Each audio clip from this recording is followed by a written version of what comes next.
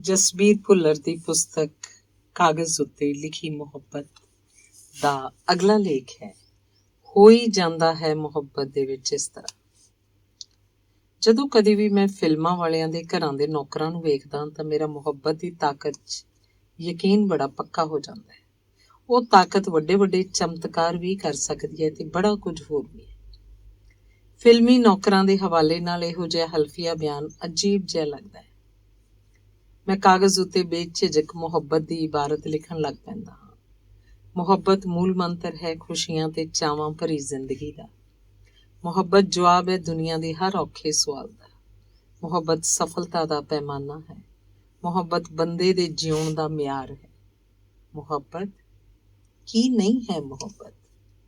ਮੁਹੱਬਤ ਨਿਰਖਿਆ ਪਰਖਿਆ ਰਸਤਾ ਹੈ ਹਰ ਹਾਸਲ ਲਈ। ਇਸ ਰਸਤੇ ਨੂੰ ਕੁਝ ਵੀ ਨਾਮ ਦੇ ਦਿਓ, ਭਾਵੇਂ ਪ੍ਰੇਰਨਾ, ਮਿਹਨਤ, ਲਗਨ, ਸ਼ਿੱਦਤ, ਇਸ਼ਕ, ਪਿਆਰ ਤੇ ਭਾਵੇਂ ਕੁਝ ਹੋਰ ਵੀ।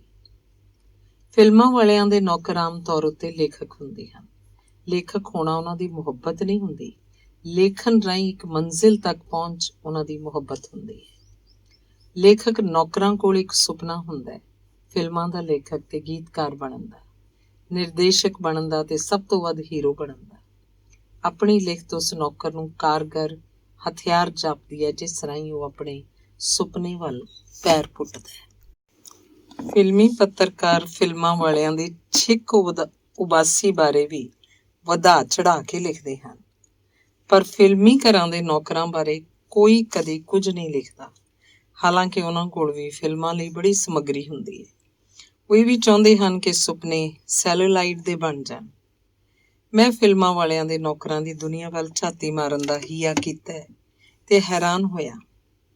ਉਹਨਾਂ ਨੂੰ ਜਾਣਨਾ ਸੁਪਨਿਆਂ ਦੇ ਸੁੰਨ ਹੋਏ ਸਰੀਰ ਨੂੰ ਹੱਥ ਲਾਉਣ ਵਰਗੀ ਗੱਲ ਹੈ। ਉਹਨਾਂ ਦਾ ਸੰਘਰਸ਼ ਉਸ ਸੁੰਨ ਲਈ ਨਿੱਘ ਲੱਭਣ ਦਾ ਪੈਂਡਾ ਹੈ। ਫਿਲਮੀ ਘਰਾਂ ਦੇ ਨੌਕਰਾਂ ਕੋਲੋਂ ਉਹਦਾ ਨਾਂ ਅਕਸਰ ਗੁਆਚ ਜਾਂਦਾ ਹੈ। ਤੁਸੀਂ ਵੀ ਫਿਲਮੀ ਵਾਲਿਆਂ ਦੇ ਨੌਕਰ ਨੂੰ ਬਹਾਦਰ ਜਾਂ ਰਾਮੂ ਕਹਿ ਕੇ ਆਵਾਜ਼ ਦੇ ਸਕਦੇ ਹੋ। ਪੁਰਾਣਾ ਨਾਂ ਗੁਆਚਣ ਪਿੱਛੋਂ ਇਹਨਾਂ ਦੋਹਾਂ ਵਿੱਚੋਂ ਕੋਈ ਇੱਕ ਨਾਂ ਸਹਿਜੇ ਹੀ ਉਹਦਾ ਹੋ ਜਾਂਦਾ ਹੈ। ਹੀਰੋ ਬਣਨ ਦੀ ਇੱਛਾ ਰੱਖਣ ਵਾਲਾ ਨੌਕਰ ਫਿਲਮ ਦੀ ਸ਼ੂਟਿੰਗ ਸਮੇਂ ਆਪਣੇ ਨਿਰਦੇਸ਼ਕ ਮਾਲਕ ਨਾਲ ਰਹਿਣਾ ਚਾਹੁੰਦਾ ਹੈ, ਤਾਂ ਜੋ ਜਦੋਂ ਕਿਸਮਤ ਦਾ ਬੂਹਾ ਖੁੱਲ੍ਹੇ ਤਾਂ ਉਹ ਗੈਰ ਹਾਜ਼ਰ ਨਾ ਹੋਵੇ। ਉਹ ਮਨ ਹੀ ਮਨ ਅਰਦਾਸ ਕਰਦਾ ਹੈ, ਰੱਬਾ ਹੀਰੋ ਸ਼ੂਟਿੰਗ 'ਚੋਂ ਗੈਰ ਹਾਜ਼ਰ ਹੋ ਜਾਏ ਤੇ ਨਿਰਦੇਸ਼ਕ ਨੂੰ ਬਹਾਦਰ ਦਾ ਚਿਹਰਾ ਮੋਹਰਾ ਅਸਲੋਂ ਫਿਲਮ ਦੇ ਨਾਇਕ ਦੇ ਕਿਰਦਾਰ ਵਰਗਾ ਲੱਗੇ। ਫਿਲਮ ਦੀ ਨਾਇਕਾ ਨੂੰ ਵੀ ਉਹ ਪਸੰਦ ਆ ਜਾਏ ਤੇ ਫਿਰ ਬਹਾਦਰ ਫਿਲਮ ਦਾ ਹੀਰੋ ਚੁਣ ਲਿਆ ਜਾਏ। ਫਿਲਮ ਦੀ ਯੂਨਿਟ ਦੇ ਆਊਟਡੋਰ ਸ਼ੂਟਿੰਗ ਵਾਸਤੇ ਜੇ ਕੁਝ ਦਿਨਾਂ ਲਈ ਬਾਹਰ ਜਾਣਾ ਹੋਵੇ ਤਾਂ ਨੌਕਰ ਵੀ ਅਕਸਰ ਨਾਲ ਹੀ ਜਾਂਦਾ ਹੈ। ਸ਼ੂਟਿੰਗ ਵੇਲੇ ਅਜਿਹੇ ਨੌਕਰਾਂ ਤੋਂ ਸਪਾਟ ਬਾਏ ਦਾ ਕੰਮ ਲਿਆ ਜਾਂਦਾ ਹੈ। ਇਸ ਕੰਮ ਦੀ ਉਹਨਾਂ ਨੂੰ ਵੱਖਰੀ ਪੇਮੈਂਟ ਮਿਲਦੀ ਹੈ। ਫਿਲਮ ਦੇ ਨਿਰਮਾਣ 'ਚ ਹਿੱਸੇਦਾਰ ਹੋਣ ਦਾ ਭਰਮ ਉਹਨਾਂ ਨੂੰ ਖੁਸ਼ੀ ਦਿੰਦਾ ਹੈ। ਫਿਲਮੀ ਦੁਨੀਆ 'ਚ ਲੇਖਕ ਤੇ ਗੀਤਕਾਰ ਵਜੋਂ ਸਥਾਪਿਤ ਹੋਣ ਦੀ ਇੱਛਾ ਰੱਖਣ ਵਾਲੇ ਨੌਕਰ ਸਿਰਫ ਸੁਪਨੇ ਹੀ ਨਹੀਂ ਵੇਖਦੇ, ਮਿਹਨਤ ਵੀ ਕਰਦੇ ਹੈ। ਮਾਲਕ ਦੇ ਕੰਮ ਉੱਤੇ ਜਾਣ ਤੋਂ ਪਿੱਛੋਂ ਨੌਕਰ ਕੋਲ ਵੇਲ ਹੁੰਦੀ ਹੈ। ਉਹ ਕਹਾਣੀਆਂ ਦੀ ਕਲਪਨਾ ਕਰਦਾ ਹੈ। ਸਕੂਲ ਦੇ ਨਿਆਣਿਆਂ ਵਾਲੀਆਂ ਕਾਪੀਆਂ ਲਿਖ ਭਰਦਾ ਰਹਿੰਦਾ ਹੈ। ਰਸੋਈ 'ਚ ਪੌੜੀਆਂ ਦੇ ਹੇਠਾਂ ਜਾਂ ਜਿੱਥੇ ਵੀ ਉਹਦੇ ਸੌਣ ਦਾ ਟਿਕਾਣਾ ਹੁੰਦਾ ਹੈ, ਉੱਥੇ ਉਹਦੀਆਂ ਕੀਮਤੀ ਲਿਖਤਾਂ ਜਮ੍ਹਾਂ ਹੁੰਦੀਆਂ ਰਹਿੰਦੀਆਂ ਹਨ। ਗੀਤਕਾਰ ਨੌਕਰ ਤਾਂ ਕੰਮ ਕਰਦਿਆਂ ਵੀ ਗੀਤਾਂ ਦੀ ਬੁਣਤੀ ਬੁਣਦਾ ਰਹਿੰਦਾ ਹੈ।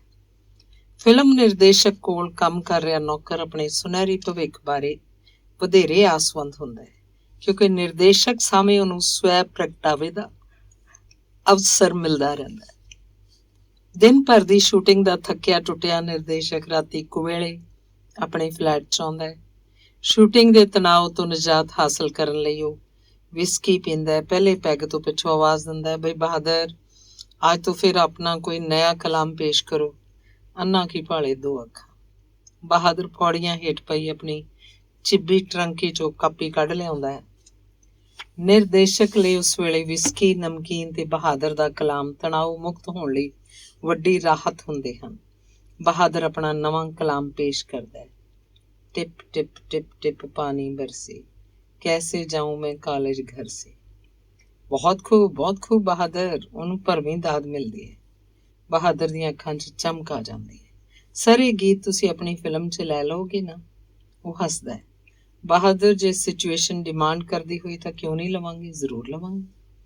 ਇਸੇ ਤਰ੍ਹਾਂ ਰਾਮੂ ਨੂੰ ਵੀ ਸ਼ਰਾਬ ਦੀਆਂ ਘਰੇਲੂ ਮਹਿਫਲਾਂ ਵਿੱਚ ਕਦੀ ਆਪਣੀ ਫਿਲਮੀ ਕਹਾਣੀ ਸੁਣਾਉਣ ਦਾ ਅਵਸਰ ਮਿਲ ਜਾਂਦਾ ਹੈ। ਪਰ ਉਹਨਾਂ ਫਿਲਮੀ ਨੌਕਰਾਂ ਦੀ ਕਹਾਣੀ ਉੱਤੇ ਕਦੀ ਕੋਈ ਫਿਲਮ ਨਹੀਂ ਬਣਨੀ ਹੁੰਦੀ, ਕਦੀ ਕੋਈ ਗੀਤ ਨਹੀਂ ਫਿਲਮਾਇਆ ਜਾਣਾ ਹੁੰਦਾ।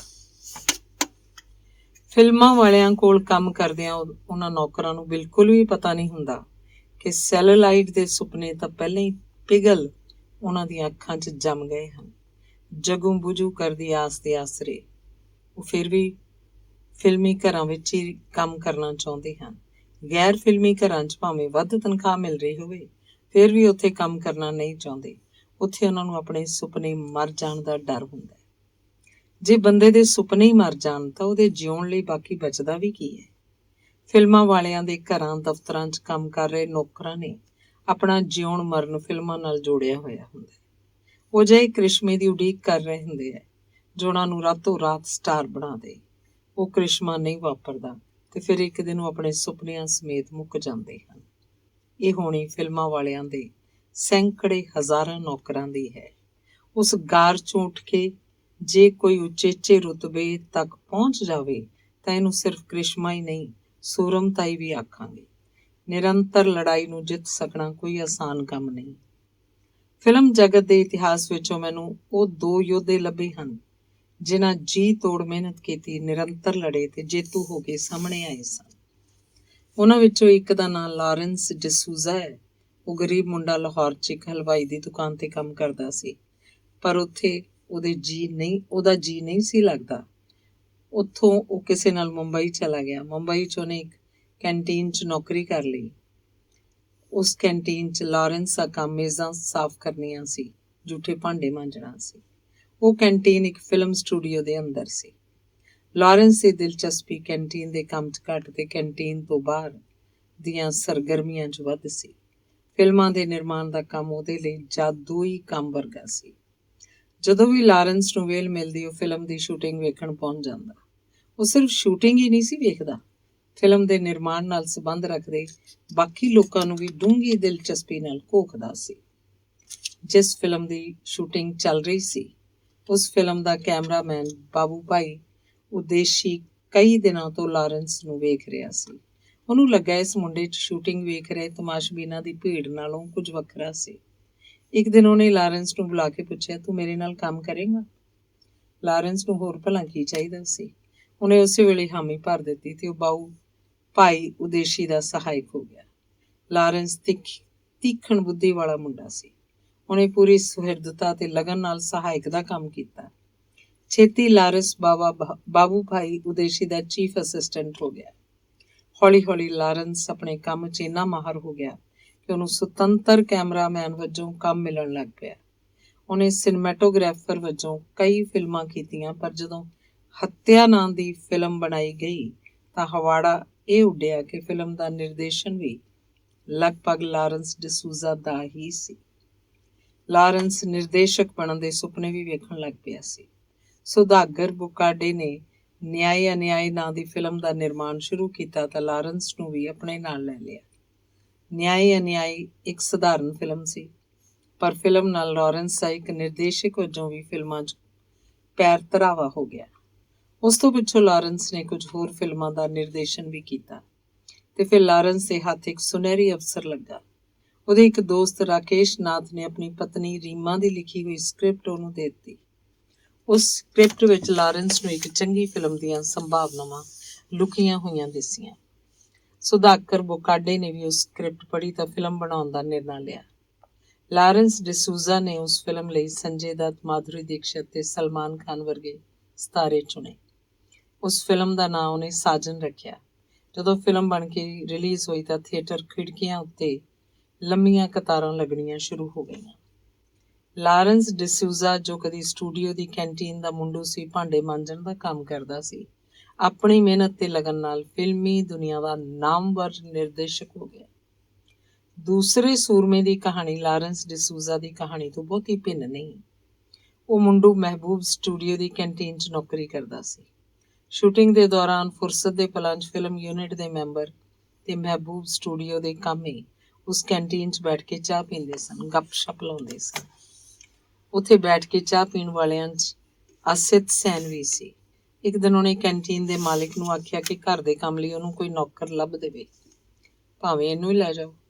ਮਾਲਕ ਨੇ ਇੱਕ ਨਿੱਕੇ ਮੁੰਡੇ ਵੱਲ ਇਸ਼ਾਰਾ ਕੀਤਾ ਜੋ ਹੁਣੇ ਹੀ ਆਸਿਤ ਸੈਨ ਸਾਹਮਣੇ ਚਾਹ ਦਾ ਕੱਪ ਰੱਖ ਕੇ ਗਿਆ ਸੀ। ਉਸ ਮੁੰਡੇ ਦੇ ਮਾਂ-ਪਿਓ ਮਰ ਚੁੱਕੇ ਸਨ। ਉਹ ਹੁਸ਼ਿਆਰਪੁਰ ਤੋਂ ਅੱਗੇ ਇੱਕ ਨਿੱਕੇ ਜਿਹੇ ਕਸਬੇ ਭਰਵਾਈ ਦੇ ਨੇੜੇ ਵਸਦੇ ਪਿੰਡ ਕੋਟਲੀ ਦਾ ਜੰਮਪਲ ਸੀ। ਉੱਥੋਂ ਕਿਸੇ ਰਿਸ਼ਤੇਦਾਰ ਰਾਹੀਂ ਮੁੰਬਈ ਪਹੁੰਚ ਗਿਆ ਸੀ ਤੇ ਮਹਿਬੂਬ ਸਟੂਡੀਓ ਦੇ ਕੈਂਟੀਨ 'ਚ ਕੰਮ ਕਰਨ ਲੱਗ ਪਿਆ ਸੀ। ਘਰ ਦੇ ਕੰਮ ਲਈ ਉਹ ਮੁੰਡਾ ਆਸਿਤ ਸੈਨ ਨੂੰ ਠੀਕ ਜਾਪਿਆ। ਉਸ ਦਿਨ ਦੀ ਸ਼ੂਟਿੰਗ ਮੁੱਕਣ ਤੋਂ ਪਿੱਛੋਂ ਮੁੰਡੇ ਨੂੰ ਆਪਣੇ ਨਾਲ ਲੈ ਗਿਆ। ਉਸ ਵੇਲੇ ਮੁੰਡੇ ਦਾ ਨਾਂ ਗੁਆਚਾ ਹੋਇਆ ਸੀ। ਫਿਲਮਾਂ ਵਾਲਿਆਂ ਦੇ ਹੋਰ ਨੌਕਰਾਂ ਵਾਂਗ ਉਹਦਾ ਨਾਂ ਵੀ ਰਾਮੂ ਸੀ। ਆਸਿਤ ਸੈਨ ਪੜ੍ਹਨ ਦਾ ਸ਼ੌਕੀਨ ਸੀ। ਉਹਦੇ ਫਲੈਟ 'ਚ ਚਾਰੇ ਪਾਸੇ ਕਿਤਾਬਾਂ ਹੀ ਕਿਤਾਬਾਂ ਸਨ। ਕਿਤਾਬਾਂ ਦੀ ਦੁਨੀਆ ਉਸ ਮੁੰਡੇ ਨੂੰ ਹੈਰਾਨ ਕਰਦੀ ਸੀ। ਉਤਸੁਕਤਾ ਵਸ ਉਹ ਕਿਤਾਬਾਂ ਫਰੋਲਣ ਲੱਗ ਪੈਂਦਾ ਸੀ। ਪੜ੍ਹਾਈ 'ਚ ਮੁੰਡੇ ਦੀ ਦਿਲਚਸਪੀ ਵੇਖ ਕੇ ਆਸਿਤ ਸੈਨ ਨੇ ਰਾਮੂ ਨੂੰ ਪੜ੍ਹਨੇ ਪਾ ਦਿੱਤਾ। ਉਸ ਸਕੂਲ ਦੀ ਪੜ੍ਹਾਈ ਦੁਪਹਿਰੇ 2 ਵਜੇ ਤੋਂ ਸ਼ੁਰੂ ਹੁੰਦੀ ਸੀ। ਲੋੜ ਸਮੇਂ ਰਾਮੂ ਘਰ ਹੀ ਹੁੰਦਾ ਸੀ। ਇਸ ਤਰ੍ਹਾਂ ਰਾਮੂ ਦੀ ਪੜ੍ਹਾਈ ਵੀ ਚੱਲਦੀ ਰਹੀ ਤੇ ਆਸਿਤ ਸੈਨ ਦਾ ਘਰ ਦਾ ਕੰਮ ਵੀ ਹੁੰਦਾ ਰਿਹਾ। ਰਾਮੂ ਲਗਾਤਾਰ ਕਈ ਸਾਲ ਐਕਟਰ ਆਸਿਤ ਸੈਨ ਕੋਲ ਰਿਹਾ। ਉਹਨੇ ਉਸ ਸਮੇਂ 'ਚ BA ਕਰ ਲਈ। ਸਿਲੇਬਸ ਦੀਆਂ ਕਿਤਾਬਾਂ ਤੋਂ ਇਲਾਵਾ ਉਹਨੇ ਆਸਿਤ ਸੈਨ ਦੀ ਨਿੱਜੀ ਲਾਇਬ੍ਰੇਰੀ ਦੀਆਂ ਕਿਤਾਬਾਂ ਵੀ ਪੜ੍ਹ ਲਈਆਂ। ਉਹ ਕਹਾਣੀਆਂ ਵੀ ਲਿਖਣ ਲੱਗ ਪਿਆ। ਆਸਿਤ ਸੈਨ ਦੇ ਘਰ 'ਚ ਸਜਦੀਆਂ ਦੋਸਤਾਂ ਦੀਆਂ ਮਹਿਫਿਲਾਂ ਰਾਹੀਂ ਤੇ ਕਿਤਾਬਾਂ ਰਾਹੀਂ ਉਹ ਫਿਲਮਾਂ ਨਾਲ ਵੀ ਜੁੜ ਗਿਆ ਤੇ ਸਾਹਿਤ ਨਾਲ ਵੀ। ਰਾਮੂ ਦੀ ਫਿਲਮਾਂ 'ਚ ਰੁਚੀ ਵੇਖ ਕੇ ਆਸਿਤ ਸੈਨ ਨੇ ਉਹਨੂੰ ਨਿਰਦੇਸ਼ਕ ਰਿਸ਼ੀਕੇਸ਼ ਮੁਖਰਜੀ ਨਾਲ ਅਸਿਸਟੈਂਟ ਲਗਵਾ ਦਿੱਤਾ। ਉਹਨੇ ਕੰਮ 'ਚ ਪੂਰੀ ਦਿਲਚਸਪੀ ਲਈ ਤੇ ਫਿਲਮਾਂ ਨਿਰਮਾਣ ਦੀਆਂ ਬਾਰੀਕੀਆਂ ਸਿੱਖ ਲਈਆਂ। ਤੇ ਫਿਰ ਰਾਮੂ ਨੂੰ ਅਵਸਰ ਮਿਲਿਆ ਇੱਕ ਫਿਲਮ ਦੀ ਨਿਰਦੇਸ਼ਨਾ ਕਰਨ ਦਾ। ਉਸ ਰਾਮੂ ਦੀ ਨਿਰਦੇਸ਼ਨਾ 'ਚ ਜਿਹੜੀ ਪਹਿਲੀ ਫਿਲਮ ਬਣੀ, ਉਸ ਫਿਲਮ ਦਾ ਨਾਂ ਚੇਤਨਾ ਸੀ। ਉਸ ਫਿਲਮ ਦੀ ਹੀਰੋਇਨ ਰਿਹਾਨਾ ਸੁਲਤਾਨ ਸੀ। ਉਹਨੇ ਫਿਲਮ ਇੰਸਟੀਚਿਊਟ ਪੁਣੇ ਤੋਂ ਐਕਟਿੰਗ ਦਾ ਕੋਰਸ ਕੀਤਾ ਸੀ। ਚੇਤਨਾ ਫਿਲਮ ਨੇ ਸਿਰਫ ਸਫਲਤਾ ਦੀਆਂ ਬੁਲੰਦੀਆਂ ਹੀ ਨਹੀਂ ਛੂਹੀਆਂ, ਅਖਬਾਰਾਂ ਵਾਲਿਆਂ ਨੇ ਵੀ ਫਿਲਮ ਦੀ ਖੂਬ ਪ੍ਰਸ਼ੰਸਾ ਕੀਤੀ ਤੇ ਉਹ ਜੋ ਰਾਮੂ ਹੁੰਦਾ ਸੀ, ਪਹਿਲੀ ਫਿਲਮ ਨਾਲ ਹੀ ਨਾਮੀ ਫਿਲਮ ਨਿਰਦੇਸ਼ਕ BR ਇਸ਼ਾਰਾ ਹੋ ਗਿਆ। ਚੇਤਨਾ ਫਿਲਮ ਦੀ ਸਫਲਤਾ ਤੋਂ ਪਿੱਛੋਂ BR ਇਸ਼ਾਰਾ ਨੇ ਆਪਣਾ ਪਿਛੋਕੜ ਚੇਤੇ ਰੱਖਿਆ। ਉਹਦਾ ਰਹਿਣ ਸਹਿਣ ਹਮੇਸ਼ਾ ਸਾਧ ਮੁਰਾਦਾ ਹੀ ਰਿਹਾ। ਬਾਅਦ 'ਚ ਵੀ ਜਦੋਂ ਉਹਨੂੰ ਦੁਨੀਆ ਦੀਆਂ ਸਭ ਨੇਮਤਾਂ ਮੁਹੱਈਆ ਸਨ, ਭੋਜਨ 'ਚ ਇਸ਼ਾਰਾ ਨੂੰ 2 ਰੋਟੀਆਂ, ਗੰਢਾ ਤੇ ਦਹੀਂ ਹੀ ਚੰਗਾ ਲੱਗਦਾ ਸੀ। ਜਦੋਂ ਰਿਸ਼ੀਕੇਸ਼ ਮੁਖਰਜੀ ਨੂੰ ਮਿਲਣ ਜਾਂਦਾ ਸੀ ਤਾਂ ਨਿਰਦੇਸ਼ਕ BR ਇਸ਼ਾਰਾ ਨਹੀਂ ਸੀ ਹੁੰਦਾ। ਉਹ ਮੁਖਰਜੀ ਦਾ ਨਿਰਮਾਣ ਜਿਹਾ ਸ਼ਿਸ਼ ਹੁੰਦਾ ਸੀ। ਜੇ ਉਸ ਵੇਲੇ ਉਹਦੀ ਫਿਲਮ ਦੀ ਸ਼ੂਟਿੰਗ ਚੱਲ ਰਹੀ ਹੋਵੇ ਤਾਂ BR ਇਸ਼ਾਰਾ ਪਹਿਲਾਂ ਵਾਂਗ ਹੀ ਰਿਸ਼ੀਕੇਸ਼ ਮੁਖਰਜੀ ਦਾ ਅਸਿਸਟੈਂਟ ਬਣ ਕੇ ਟਰਾਲੀ ਨੂੰ ਧੱਕਾ ਲਾਉਣ ਲੱਗ ਪੈਂਦਾ ਸੀ। ਕਈ ਵੱਡੇ ਤੇ ਬਾਅਦ 'ਚ ਮਸ਼ਹੂਰ ਹੋਏ ਐਕਟਰ ਨਿਰਮਾਤਾ BR ਇਸ਼ਾਰਾ ਰਾਹੀਂ ਹੀ ਫਿਲਮਾਂ 'ਚ ਆਏ ਸਨ, ਜਿਨ੍ਹਾਂ 'ਚ ਪ੍ਰਵੀਨ ਬੌਬੀ, ਸ਼ਤਰੂਘਨ ਸਿਨਹਾ, ਅਨਿਲ ਧਵਨ, ਰਿਹਾਨਾ ਸੁਲਤਾਨ ਸ਼ਾਮਲ ਸਨ। ਚੇਤਨਾ ਤੇ ਦਸਤਕ ਫਿਲਮ ਵਾਲੀ ਰਿਹਾਨਾ ਸੁਲਤਾਨ ਤਾਂ ਬਾਅਦ 'ਚ ਇਸ਼ਾਰਾ ਦੀ ਪਤਨੀ ਵੀ ਹੋ ਗਈ ਸੀ ਤੇ ਸਹਿਯੋਗੀ ਵੀ। ਲਾਰੈਂਸ ਡਿਸੂਜ਼ਾ ਤੇ BR ਇਸ਼ਾਰਾ ਦੇ ਸੰਘਰਸ਼ ਤੇ ਸਫਲਤਾ ਦੀ ਕਹਾਣੀ ਕਿਸੇ ਪਰੀ ਕਹਾਣੀ ਦੀ ਭੂਮਿਕਾ ਨਹੀਂ, ਸਗੋਂ 2 ਯੋਧਿਆਂ ਦੀ ਸੂਰਮਤਾਈ ਦੀ ਗੱਲ ਹੈ। ਵਕਤ ਨੇ ਤਾਂ ਮੌਕਾ ਮੇਲ ਹੀ ਪੈਦਾ ਕਰਨਾ ਹੁੰਦਾ। ਜੇ ਬੰਦੇ ਦਾ ਸੁਪਨਾ ਝਿਲਮਿਲ ਹੋਣ ਦੀ ਥਾਵੇਂ ਮੁਹੱਬਤ ਬਣ ਜਾਏ ਤਾਂ ਉਸ ਮੌਕਾ ਮੇਲ ਦੇ ਰੁੱਖ ਨੂੰ 100 ਵਿਸਵੇ ਬੂਰ ਵੀ ਪਏਗਾ ਤੇ ਫਲ ਵੀ ਲੱਗਣਗੇ। ਫਿਰ ਭਾਵੇਂ ਕੋਈ ਦਾਈਏ ਨਾਲ ਕਹੇ, ਹੋ ਹੀ ਜਾਂਦਾ ਹੈ ਮੁਹੱਬਤ ਦੇ ਵਿੱਚ ਇਸ ਤਰ੍ਹਾਂ। ਧੰਨਵਾਦ। ਅਗਲਾ ਲੇਖ ਹੈ ਪਾਟੇ ਪੰਨਿਆਂ ਦੀ ਅਧੂਰੀ ਇਬਾਰਤ। ਪਾੜ ਕੇ ਸੁੱਟੇ ਹੋਏ ਪੰਨਿਆਂ ਦੀ ਇਬਾਰਤ ਕੌਣ ਪੜ੍ਹਦਾ ਹੈ? ਕੋਈ ਪੜ੍ਹੇ ਵੀ ਕਿਉਂ? ਜਿਹੜੇ ਪੰਨੇ ਪਾੜ ਕੇ ਸੁੱਟ ਦਿੱਤੇ ਗਏ ਉਹ ਜ਼ਰੂਰ ਫਜ਼ੂਲ ਹੋਣਗੇ, ਉਹ ਤਾਈਓਂ ਪਾੜੇ ਗਏ ਹੋਣਗੇ।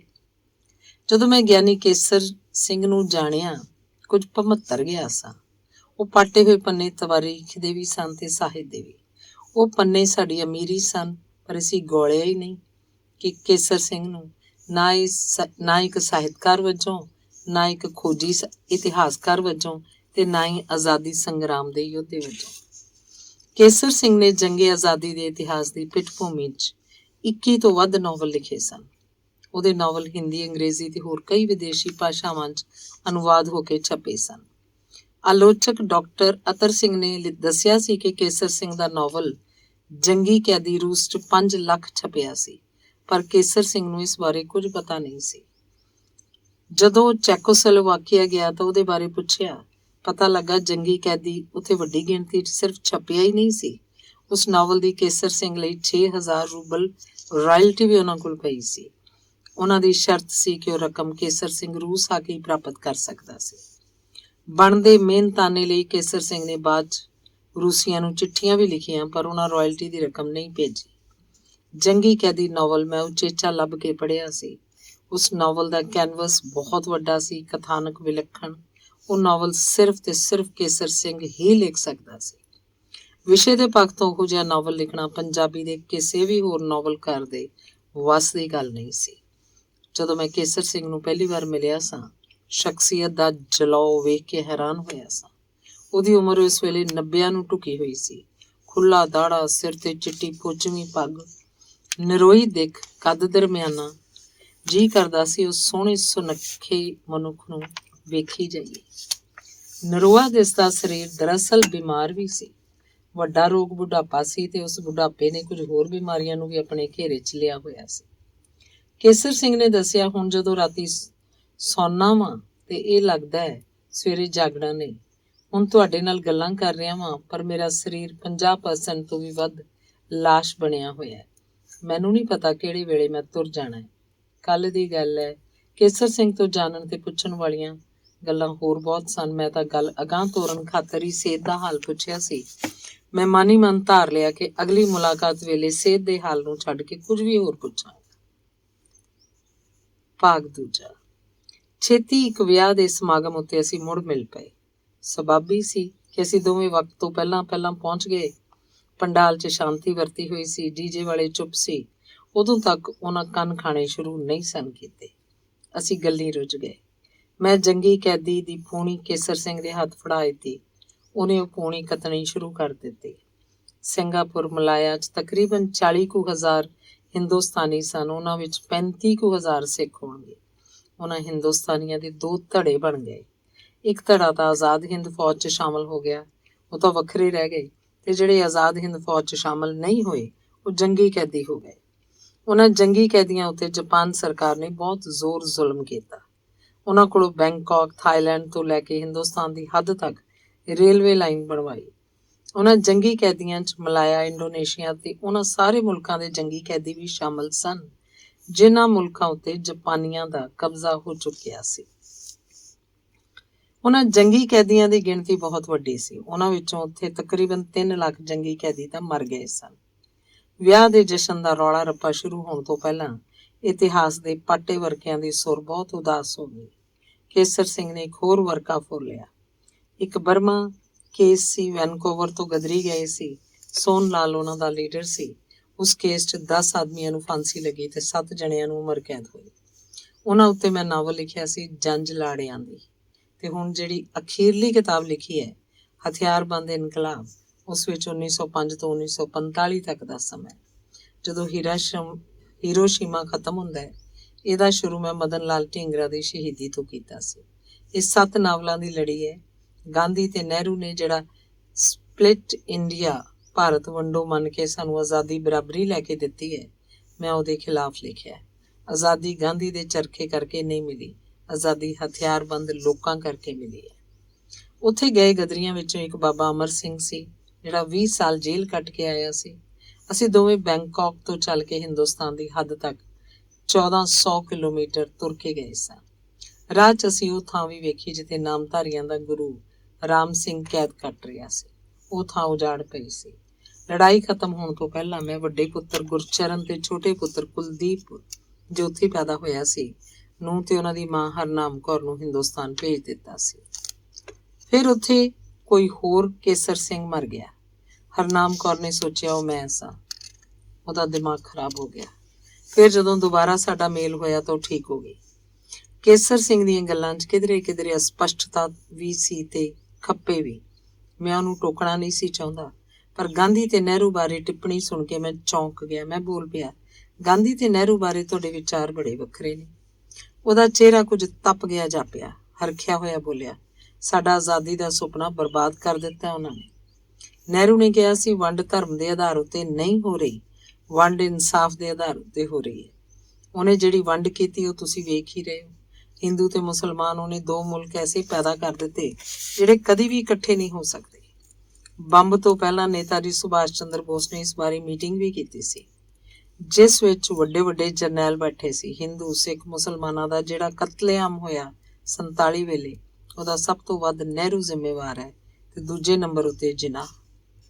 ਮਲਾਇਆ ਵਿੱਚ ਮੈਂ ਨਹਿਰੂ ਨਾਲ ਸਫ਼ਰ ਕੀਤਾ ਹੈ। ਨਹਿਰੂ ਦਾ ਭਣਵਈਆ ਕ੍ਰਿਸ਼ਨਾ ਹਾਥੀ ਸਿੰਘ ਮੈਨੂੰ ਕਹਿਣ ਲੱਗਾ ਕਿ ਨਹਿਰੂ ਤੇਰੇ ਕੋਲੋਂ ਸਾਰੀਆਂ ਗੱਲਾਂ ਪੁੱਛੂ, ਤੂੰ ਦੱਸੀ ਨਾ ਕੋਈ। ਮੈਂ ਕਿਹਾ ਕਿਉਂ? ਕਹਿੰਦਾ ਬਹੁਤ ਵੱਡਾ ਰਾਸਕਲ ਹੈ, ਭਾਵੇਂ ਇਹ ਮੇਰਾ ਸਾਲਾ ਹੀ ਹੈ, ਪਰ ਮੈਂ ਇਹਨੂੰ ਨਫ਼ਰਤ ਕਰਦਾ। ਮੈਨੂੰ ਇੱਥੇ ਆਉਣਾ ਪਿਆ, ਇਹਦਾ ਹੋਰ ਕਾਰਨ ਹੈ। ਮੈਂ ਜਾਣਨਾ ਚਾਹੁੰਦਾ ਸਾਂ ਕਿ ਉਹ ਮੁਲਕ ਨਾਲ ਹੋਰ ਕਿੰਨੀ ਕੁ ਗੱਦਾਰੀ ਕਰ ਸਕਦਾ ਹੈ।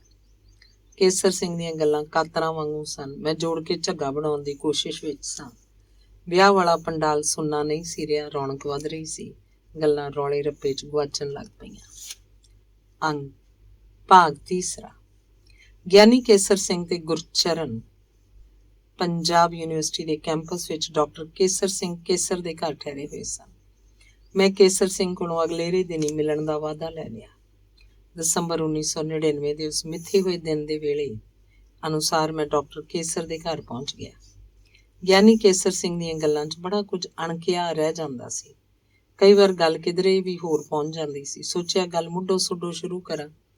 ਮੈਂ ਪੁੱਛਿਆ ਸੀ, ਤੁਸੀਂ ਆਖਦੇ ਹੋ ਜਨਮ ਤਾਰੀਖ ਦਾ ਕੁਝ ਪਤਾ ਹੀ ਨਹੀਂ, ਇਹ ਵੀ ਨਹੀਂ ਪਤਾ ਨਾਨਕੇ ਜੰਮਿਆ ਸੀ ਕਿ ਦਾਦਕੇ, ਪਰ ਵੇਰਵਿਆਂ 'ਚ ਤੁਹਾਡੀ ਜਨਮ ਮਿਤੀ 1 ਜਨਵਰੀ 1912 ਲਿਖੀ ਹੋਈ ਹੈ। ਕੇਸਰ ਸਿੰਘ ਨੇ ਦੱਸਿਆ 1939 'ਚ ਮੈਂ ਪਿਨਾਂਗ ਰਹਿੰਦਾ ਸੀ। ਉਦੋਂ ਹਿੰਦੁਸਤਾਨ ਤੋਂ ਮਲਾਇਆ ਜਾਣ ਲਈ ਪਾਸਪੋਰਟ ਦੀ ਲੋੜ ਨਹੀਂ ਸੀ ਪੈਂਦੀ। ਮੈਂ ਉੱਥੋਂ ਸਿਆਮ ਜਾਣਾ ਸੀ। ਸਿਆਮ ਜਾਣ ਲਈ ਪਾਸਪੋਰਟ ਚਾਹੀਦਾ ਸੀ। ਮੈਂ ਫਾਰਮ ਭਰਿਆ, ਪਰ ਫਾਰਮ 'ਚ ਜਨਮ ਤਾਰੀਖ ਵਾਲਾ ਖਾਨਾ ਖਾਲੀ ਛੱਡ ਦਿੱਤਾ। ਪਾਸਪੋਰਟ ਦੇਣ ਵਾਲੇ ਆਇਰਿਸ਼ ਅਧਿਕਾਰੀ ਦਾ ਨਾਮ ਮਿਸਟਰ ਮੈਕਾਰਥੀ ਸੀ। ਉਹਨੇ ਮੈਨੂੰ ਪਾਸਪੋਰਟ ਦੇਣ ਤੋਂ ਨਾ ਕਰਤੀ। ਖੁਫੀਆ ਵਿਭਾਗ ਦੇ ਜਾਸੂਸਾਂ ਨੇ ਮੇਰੇ ਖਿਲਾਫ ਰਿਪੋਰਟ ਕੀਤੀ ਹੋਈ ਸੀ ਕਿ ਮੈਂ ਸਿੱਖ ਰੈਜੀਮੈਂਟ ਵਿੱਚ ਜਾ ਕੇ ਸਿੱਖ ਫੌਜੀਆਂ ਨੂੰ ਸਰਕਾਰ ਦੇ ਖਿਲਾਫ ਭੜਕਾਉਂਦਾ ਸਾਂ। ਮੈਂ ਮਿਸਟਰ ਮੈਕਾਰਥੀ ਨਾਲ ਲੜ ਪਿਆ। ਮੈਂ ਆਖਿਆ, ਮੈਨੂੰ ਪਤਾ ਹੈ ਕਿ ਤੂੰ ਆਇਰਿਸ਼ ਹੈ, ਤੇਰਾ ਦੇਸ਼ ਵੀ ਗੁਲਾਮ ਹੈ ਤੇ ਮੇਰਾ ਵੀ। ਤੇਰੇ 'ਚ ਆਪਣੇ ਦੇਸ਼ ਦੀ ਆਜ਼ਾਦੀ ਲਈ ਕੁਝ ਕਰਨ ਦਾ ਹੌਸਲਾ ਨਹੀਂ। ਤੂੰ ਅੰਗਰੇਜ਼ਾਂ ਦੀ ਨੌਕਰੀ ਕਰਦਾ। ਮੈਂ ਆਪਣੇ ਦੇਸ਼ ਲਈ ਕੁਝ ਕਰਨਾ ਚਾਹੁੰਦਾ ਤਾਂ ਤੂੰ ਮੇਰੇ ਰਾਹ 'ਚ ਰੋੜੇ ਅਟਕਾਉਣਾ। ਜੇ ਮੈਂ ਜਾਣਾ ਹੋਇਆ ਤਾਂ ਬਿਨਾਂ ਪਾਸਪੋਰਟ ਦੇ ਹੀ ਚਲਿਆ ਜਾਊਂ। ਮਿਸਟਰ ਮੈਕਾਰਥੀ ਨੇ ਗੁੱਸੇ 'ਚ ਮੈਨੂੰ ਦਫ਼ਤਰੋਂ ਬਾਹਰ ਕੱਢ ਦਿੱਤਾ, ਪਰ ਮੇਰੀਆਂ ਖਰੀਆਂ ਸੁਣ ਕੇ ਉਹਦੀ ਜ਼ਮੀਰ ਜਾਗ ਪਈ। ਅਗਲੇ ਦਿਨ ਉਹਨੇ ਮੈਨੂੰ ਦਫ਼ਤਰ ਬੁਲਾ ਕੇ ਪਾਸਪੋਰਟ ਦਿੱਤਾ। ਤੇ ਤੁਹਾਡੀ ਜਨਮ ਤਾਰੀਖ ਦਾ ਕੀ ਬਣਿਆ? ਮੈਂ ਮੁਸਕਰਾਇਆ। ਜਨਮ ਤਾਰੀਖ? ਉਹ ਹਾਂ, ਕੇਸਰ ਸਿੰਘ ਵੀ ਮੁਸਕਰਾਇਆ। ਮਹੀਨੇ ਪਿੱਛੋਂ ਮੈਂ ਸਿਆਮ ਤੋਂ ਵਾਪਸ ਆਇਆ ਤਾਂ ਮੈਨੂੰ ਪਤਾ ਲੱਗਾ ਕਿ ਮੇਰੀ ਜਨਮ ਤਾਰੀਖ ਮਿਸਟਰ ਮੈਕਾਰਥੀ ਦੀ ਪਤਨੀ ਲਿਜ਼ਾ ਨੇ ਬਣਾਈ ਸੀ। ਝੂਠੀ ਮੁੱਠੀ ਦੀ ਇਹ ਤਾਰੀਖ ਹੁਣ ਮੇਰੀ ਜਨਮ ਤਾਰੀਖ ਹੋ ਗਈ ਹੈ। ਜਨਮ ਤਾਰੀਖ ਦੱਸਣ ਲੱਗਿਆਂ ਕੇਸਰ ਸਿੰਘ ਨੇ ਜਨਮ ਤੋਂ ਪਿੱਛੋਂ ਦੇ ਕਈ ਵਰ੍ਹੇ ਛਾਲ ਮਾਰ ਕੇ ਟੱਪ ਲਏ ਸਨ। ਮੈਂ ਮੁੜ ਉਹਨੂੰ ਬਚਪਨ ਵੱਲ ਲੈ ਆਇਆ। ਯਾਨੀ ਜੀ ਆਪਣੀ ਪੜ੍ਹਾਈ ਲਿਖਾਈ ਤੇ ਮੁੱਢਲੇ ਵਰ੍ਹਿਆਂ ਬਾਰੇ ਵੀ ਤਾਂ ਕੁਝ ਦੱਸੋ। 5ਵੀਂ ਤੱਕ ਮੈਂ ਪਿੰਡ ਦੇ ਸਕੂਲ 'ਚ ਹੀ ਪੜ੍ਹਿਆ ਸੀ। ਫਿਰ ਮੈਂ ਰਾਵਲਪਿੰਡੀ ਦੇ ਅਮਰੀਕਨ ਮਿਸ਼ਨ ਸਕੂਲ 'ਚ ਦਾਖਲਾ ਲੈ ਲਿਆ। 9ਵੀਂ 'ਚ ਪੜ੍ਹਦਿਆਂ ਮੇਰੇ ਦਿਮਾਗ 'ਚ ਪਤਾ ਨਹੀਂ ਕੀ ਆਈ, ਮੈਂ ਉੱਥੋਂ ਨੱਸ ਕੇ ਅੰਮ੍ਰਿਤਸਰ ਸੰਤ ਗੁਲਾਬ ਸਿੰਘ ਦੇ ਡੇਰੇ ਪਹੁੰਚ ਗਿਆ। ਡੇਰੇ ਵਾਲਿਆਂ ਮੈਨੂੰ ਯਤੀਮਖਾਨੇ 'ਚ ਦਾਖਲ ਕਰਾ ਦਿੱਤਾ। ਯਤੀਮਖਾਨੇ 'ਚ ਮੈਂ ਕੀਰਤਨ ਵੀ ਸਿੱਖਿਆ, ਗੁਰਬਾਣੀ ਦੀ ਵਿੱਦਿਆ ਵੀ ਲਈ। ਅੰਮ੍ਰਿਤਸਰ ਰਹਿੰਦਿਆਂ ਹੀ ਮੈਨੂੰ ਆਜ਼ਾਦੀ ਦੀ ਜੰਗ ਬਾਰੇ ਜਾਣਕਾਰੀ ਹੋਈ। ਉੱਥੇ ਹੀ ਪਹਿਲੀ ਵਾਰ ਮੈਂ ਮਦਨ ਲਾਲ ਢੀਂਗਰਾ ਦਾ ਨਾਂ ਸੁਣਿਆ। ਮੈਨੂੰ ਬਸ ਇੰਨਾ ਕੁ ਪਤਾ ਲੱਗਿਆ ਕਿ ਮਦਨ ਲਾਲ ਢੀਂਗਰਾ ਨੇ ਇੱਕ ਅੰਗਰੇਜ਼ ਅਫਸਰ ਨੂੰ ਗੋਲੀ ਮਾਰੀ ਤੇ ਅੰਗਰੇਜ਼ਾਂ ਨੇ ਉਹਨੂੰ ਲੰਡਨ 'ਚ ਫਾਂਸੀ ਦੇ ਦਿੱਤੀ ਸੀ। ਇੱਕ ਦਿਨ ਮੈਂ ਬਾਜ਼ਾਰ ਮਾਈ ਸੇਵਾ 'ਚ ਮਦਨ ਲਾਲ ਢੀਂਗਰਾ ਦੀ ਫੋਟੋ ਲੱਭਣ ਪਹੁੰਚ ਗਿਆ। ਉੱਥੇ ਮੈਨੂੰ ਇੱਕ ਬਜ਼ੁਰਗ ਮਿਲਿਆ। ਉਹ ਮੈਨੂੰ ਦੁਕਾਨ ਦੇ ਪਿਛਲੇ ਪਾਸੇ ਲੈ ਗਿਆ ਤੇ ਲੁਕਾ ਕੇ ਇੱਕ ਕਿਤਾਬ ਦੇ ਦਿੱਤੀ। ਕਿਤਾਬ ਹਿੰਦੀ 'ਚ ਸੀ। ਮੈਂ ਹਿੰਦੀ ਸਿੱਖੀ ਤੇ 2-2.5 ਮਹੀਨੇ ਲਾ ਕੇ ਮਸਾਂ ਉਹ ਕਿਤਾਬ ਪੜ੍ਹੀ। ਉਹ ਕਿਤਾਬ ਸਰਕਾਰ ਨੇ ਜ਼ਬਤ ਕੀਤੀ ਹੋਈ ਸੀ। ਬਾਅਦ 'ਚ ਉਸੇ ਬਜ਼ੁਰਗ ਨੇ ਮੈਨੂੰ ਸਚਿੰਦਰ ਨਾਥ ਸਨਿਆਲ ਦੀ ਬੰਦੀ ਜੀਵਨ ਵੀ ਦਿੱਤੀ। ਉਹ ਕਿਤਾਬ ਪੜ੍ਹ ਕੇ ਮੇਰੀ ਗਦਰੀਆਂ ਲਈ ਸ਼ਰਧਾ ਪੈਦਾ ਹੋ ਗਈ। ਅੰਮ੍ਰਿਤਸਰ ਦਾ ਉਸ ਵੇਲੇ ਦਾ ਮਾਹੌਲ ਮੈਂ ਆਪਣੇ ਨਾਵਲ ਸ਼ਹੀਦ ਊਧਮ ਸਿੰਘ ਵਿੱਚ ਦਿੱਤਾ ਹੋਇਆ। ਸਾਹਿਤ ਦੀ ਚੇਟਕ ਕਿਵੇਂ ਲੱਗ ਗਈ? ਨਾਵਲ ਤੁਸੀਂ ਕਦੋਂ ਲਿਖਣੇ ਸ਼ੁਰੂ ਕਰਦੇ? ਸਬਰ ਕਰੋ। ਕੇਸਰ ਸਿੰਘ ਨੇ ਮੇਰਾ ਮੋਢਾ ਥਾਪੜਿਆ। ਮੈਂ ਹੌਲੀ ਹੌਲੀ ਉਸੇ ਪਾਸੇ ਆ ਰਿਹਾ ਵਾਂ। 1931 'ਚ ਮੇਰੀ ਪ੍ਰਾਇਮਰੀ ਸਕੂਲ 'ਚ ਨੌਕਰੀ ਲੱਗ ਗਈ ਸੀ। ਮੈਂ ਪੜ੍ਹਿਆ ਤਾਂ ਬਹੁਤਾ ਨਹੀਂ ਸੀ, ਪਰ ਮੇਰੀ ਸੰਗੀਤ ਵਿੱਦਿਆ ਨੂੰ ਧਿਆਨ 'ਚ ਰੱਖਦਿਆਂ ਬੱਚਿਆਂ ਨੂੰ ਕੀਰਤਨ ਸਿਖਾਉਣ ਤੇ ਪੰਜਾਬੀ ਪੜ੍ਹਾਉਣ ਲਈ ਮੈਨੂੰ 15 ਰੁਪਏ ਮਾਹਵਾਰ ਤਨਖਾਹ ਉੱਤੇ ਅਧਿਆਪਕ ਰੱਖ ਲਿਆ ਗਿਆ। ਉੱਥੇ ਰਹਿੰਦਿਆਂ ਮੈਂ ਗੁਰੂ ਰਾਮਦਾਸ ਕਾਲਜ ਅੰਮ੍ਰਿਤਸਰ ਦੇ ਪ੍ਰਿੰਸੀਪਲ SS ਅਮੋਲ ਕੋਲ ਵੀ ਕੰਮ ਕੀਤਾ। 1937 'ਚ ਮੇਰਾ ਵਿਆਹ ਹੋ ਗਿਆ 1938 ਚ ਮੈਂ ਪੀਨਾਂਗ ਦੇ ਗੁਰਦੁਆਰੇ ਦਾ ਸਕੱਤਰ ਬਣ ਕੇ ਉੱਥੇ ਪਹੁੰਚ ਗਿਆ ਤੇ ਨਾਵਲ ਲਿਖਣੇ। ਦੱਸਦਾ ਮਿੰਟ ਗੁਮਰੀ ਚ ਚੀਫ ਖਾਲਸਾ ਦੀਵਾਨ ਵੱਲੋਂ ਕਾਨਫਰੰਸ ਸੀ। ਮੈਂ ਪ੍ਰੋਫੈਸਰ ਪੂਰਨ ਸਿੰਘ ਨੂੰ ਪਹਿਲੀ ਵਾਰੀ ਉੱਥੇ ਵੇਖਿਆ ਸੀ। 1928-29 ਦੀ ਗੱਲ ਹੈ। ਉਹਨਾਂ 1.5-2 ਘੰਟੇ ਲੈਕਚਰ ਦਿੱਤਾ ਤੇ ਆਖਰ ਵਿੱਚ ਇੱਕ ਬੁਰਜੀ ਨੂੰ ਹੱਥ ਪਾ ਲਿਆ ਤੇ ਉਚਾਰਨ ਲੱਗ ਪਏ, ਨਾਨਕ ਨਾਮ ਮਿਲੇ ਤਾਂ ਜੀਵਾਂ। ਉਹਨਾਂ ਅਗਲੀ ਤੁਕ ਨਹੀਂ ਬੋਲੀ, ਲਗਾਤਾਰ ਇੱਕੋ ਤੁਕ ਬੋਲੀ ਗਏ, ਸ਼ਾਇਦ 1.5 ਘੰਟਾ। ਉੱਥੇ ਸਰਦਾਰ ਸ਼ਾਮ ਸਿੰਘ ਅਟਾਰੀ ਦੇ ਪੋਤਰੇ ਸਰਦਾਰ ਹਰਬੰਸ ਸਿੰਘ ਅਟਾਰੀ ਬੈਠੇ ਸੀ। ਉੱਥੇ ਸਰਦਾਰ ਸੁੰਦਰ ਸਿੰਘ ਮਜੀਠੀਆ ਤੇ ਭਾਈ ਵੀਰ ਸਿੰਘ ਵੀ ਸਨ। ਉਹਨਾਂ ਰਲ ਕੇ ਪ੍ਰੋਫੈਸਰ ਪੂਰਨ ਸਿੰਘ ਨੂੰ ਉੱਥੋਂ ਉਠਾਇਆ। ਮੇਰੇ ਉੱਤੇ ਪ੍ਰੋਫੈਸਰ ਪੂਰਨ ਸਿੰਘ ਦਾ ਇੰਨਾ ਅਸਰ ਹੋਇਆ ਕਿ ਮੈਂ ਉਹਨਾਂ ਦੀਆਂ ਕਿਤਾਬਾਂ ਪੜ੍ਹਨ ਲੱਗ ਪਿਆ। ਪ੍ਰੋਫੈਸਰ ਤੇਜਾ ਸਿੰਘ ਅੰਮ੍ਰਿਤਸਰ ਵਾਲੇ ਨੇ ਆਖਿਆ ਕਿ ਮੈਂ ਉਹਨਾਂ ਦੀਆਂ ਸਾਰੀਆਂ ਕਿਤਾਬਾਂ ਪੜ੍ਹਾਂ। ਸਿਮ ਸਿਮ ਖੁੱਲ ਜਾ ਦੇ ਮੰਤਰ ਤੋਂ ਬਿਨਾਂ ਹੀ ਕੇਸਰ ਸਿੰਘ ਨੇ ਮੇਰੇ ਸਨਮੁਖ ਕੀਮਤੀ ਖਜ਼ਾਨੇ ਦੇ ਬੂਹੇ ਖੋਲੇ ਹੋਏ ਸਨ। ਪਰ ਮੈਂ ਪਹਿਲੇ ਸਵਾਲ ਤੇ ਹੀ ਅਟਕਿਆ ਹੋਇਆ ਸਾਂ। ਉਹੀ ਗੱਲ ਫਿਰ ਪੁੱਛ ਲਈ, ਕੀ ਲਿਖਣਾ ਉਹ ਤੋਂ ਬਾਅਦ ਹੀ ਸ਼ੁਰੂ ਕੀਤਾ। ਗਿਆਨੀ ਕੇਸਰ ਸਿੰਘ ਨੇ ਦੱਸਿਆ, ਮੈਂ 1934 ਚ ਗਿਆਨੀ ਪਾਸ ਕੀਤੀ। ਪ੍ਰਿੰਸੀਪਲ ਅਮੋਲ ਪੜ੍ਹਾਉਣ ਤੋਂ ਇਲਾਵਾ ਇੱਕ ਰਸਾਲਾ ਵੀ ਕੱਢਦੇ ਸੀ। ਉਸ ਰਸਾਲੇ ਦਾ ਨਾਂ ਲਿਖਾਰੀ ਸੀ। ਇਹ 1936 ਦੀ ਗੱਲ ਹੈ। ਮੈਂ ਇੱਕ ਕਵਿਤਾ ਲਿਖੀ ਸੀ ਜਿਹੜੀ ਪ੍ਰੋਫੈਸਰ ਪੂਰਨ ਸਿੰਘ ਨੂੰ ਭੇਟ ਕੀਤੀ ਸੀ। ਅਮੋਲ ਨੇ ਕਵਿਤਾ ਮੈਨੂੰ ਬਗੈਰ ਦੱਸੇ ਲਿਖਾਰੀ 'ਚ ਛਾਪ ਦਿੱਤੀ। ਇਹ ਕਵਿਤਾ ਉਹਨੂੰ ਭਾਈ ਸੇਵਾ ਸਿੰਘ ਨੇ ਮੇਰੇ ਕਾਗਜ਼ਾਂ 'ਚੋਂ ਕੱਢ ਕੇ ਦਿੱਤੀ ਸੀ। ਉਸ ਵੇਲੇ ਤੁਸੀਂ ਹੋਰ ਕੀ ਕੁਝ ਲਿਖਿਆ ਪੜ੍ਹਿਆ? ਮੇਰੇ ਪਹਿਲੇ ਸਵਾਲ ਦਾ ਜਵਾਬ ਅਜੇ ਤੱਕ ਵੀ ਗਿਆਨੀ ਕੇਸਰ ਸਿੰਘ ਕੋਲ ਹੀ ਸੀ। ਉਹ ਸਾਫ਼ ਜਵਾਬ ਦਿੱਤਾ, ਮੈਂ ਉਦੋਂ ਅਸਲ 'ਚ ਕੁਝ ਨਹੀਂ ਸੀ ਲਿਖਦਾ, ਨਾ ਮੈਨੂੰ ਕਵਿਤਾ ਦੀ ਕੋਈ ਸਮਝ ਸੀ। ਤੇ ਨਾਨਕ ਸਿੰਘ ਨਾਵਲਿਸਟ ਨੇ ਅਮੋਲ ਹੋਰਾਂ ਕੋਲੋਂ 1 ਸਾਲ ਪਹਿਲਾਂ ਹੀ ਗਿਆਨੀ ਪਾਸ ਕੀਤੀ ਸੀ। ਉਦੋਂ ਉਹਦਾ ਨਵਾਂ ਨਾਵਲ ਚਿੱਟਾ ਲਹੂ ਲਿਖਿਆ ਸੀ। ਉਹ ਨਾਵਲ ਟਾਈਪ ਹੁੰਦਾ ਸੀ। ਭਾਈ ਸੇਵਾ ਸਿੰਘ ਮਾਲਕ ਸਿੰਘ ਬ੍ਰਦਰਜ਼ ਉਸ ਨਾਵਲ ਨੂੰ ਟਾਈਪ ਕਰਦਾ ਸੀ। ਪ੍ਰੂਫ ਰੀਡਿੰਗ ਅਮੋਲ ਹੋਰੀ ਕਰਦੇ ਸੀ। ਮੈਂ ਸਾਈਕਲ ਉੱਤੇ ਚੜ੍ਹ ਕੇ ਟਾਈਪ ਹੋਏ ਕਾਗਜ਼ ਲੈ ਕੇ ਪ੍ਰੋਫੈਸਰ ਤੇਜਾ ਸਿੰਘ ਕੋਲ ਪਹੁੰਚ ਜਾਂਦਾ ਸੀ। ਉਹ ਨਾਵਲ ਨੂੰ ਪੜ੍ਹਦੇ ਸੀ। ਮੈਂ ਉਹਨਾਂ ਕੋਲ ਜਾਣ ਲੱਗਾ ਵੀ ਨਾਵਲ ਦੇ ਵਰਕੇ ਪੜ੍ਹਦਾ ਸੀ ਤੇ ਉੱਥੋਂ ਨਾਵਲ ਵਾਪਸ ਲਿਆਉਣ ਵੇਲੇ ਵੀ ਪੜ੍ਹਦਾ ਸੀ। ਚਿੱਟਾ ਲਹੂ ਦਾ ਮੇਰੇ ਉੱਤੇ ਕਾਫੀ ਅਸਰ ਹੋ ਰਿਹਾ ਸੀ। ਉਹਨਾਂ ਦਿਨਾਂ 'ਚ ਭਾਈ ਵੀਰ ਸਿੰਘ ਨੂੰ ਲੋਕੀ ਬਹੁਤ ਪੜ੍ਹਦੇ ਸੀ, ਪਰ ਮੈਂ ਭਾਈ ਵੀਰ ਸਿੰਘ ਨੂੰ ਨਹੀਂ ਸੀ ਪੜ੍ਹਦਾ। ਮੈਂ ਪੂਰਨ ਸਿੰਘ ਨੂੰ ਜ਼ਿਆਦਾ ਪੜ੍ਹਦਾ ਸੀ। ਮੇਰੇ ਸਾਹਮਣੇ ਇਤਿਹਾਸ ਦਾ ਇੱਕ ਵੇਲਾ ਮਨੁੱਖੀ ਜਾਮੇ 'ਚ ਬੈਠਾ ਹੋਇਆ ਸੀ। ਉਹਨੇ ਉਸ ਵੇਲੇ ਦੇ ਤਲਿਸਮ ਵਿੱਚ ਮੈਨੂੰ ਘੇਰਿਆ ਹੋਇਆ ਸੀ। ਡਾਕਟਰ ਕੇਸਰ ਤੇ ਉਹਦਾ ਪਰਿਵਾਰ ਵੀ ਉਸੇ ਤਲਿਸਮ ਤੋਂ ਬਾਹਰ ਨਹੀਂ ਸਨ। ਮੇਰਾ ਇੱਕੋ ਸਵਾਲ ਹੀ ਉਸ ਵੇਲੇ ਦੇ ਵਰਕੇ ਫਰੋਲ ਰਿਹਾ ਸੀ। ਮੈਂ ਢੀਠਪੁਣੇ ਦੇ ਤਾਣ ਫਿਰ ਪੁੱਛ ਲਿਆ, ਫਿਰ ਨਾਵਲਕਾਰੀ ਵੱਲ ਕਦੋਂ ਆਏ? ਡਾਕਟਰ ਕੇਸਰ ਹੱਸਣ ਲੱਗ ਪਿਆ। ਬਾਕੀ ਜਾਣੇ ਵੀ ਮੁਸਕਰਾਏ। ਨਾਵਲਕਾਰ ਕੇਸਰ ਸਿੰਘ ਨਾ ਮੇਰੇ ਵੱਲ ਵੇਖ ਰਿਹਾ ਸੀ ਤੇ ਨਾ ਕਿਸੇ ਹੋਰ ਵੱਲ।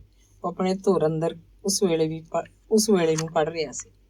1937 ਚ ਮੈਂ ਕੀਰਤਨੀਆ ਬਣ ਕੇ ਮਲਾਇਆ ਚਲਾ ਗਿਆ।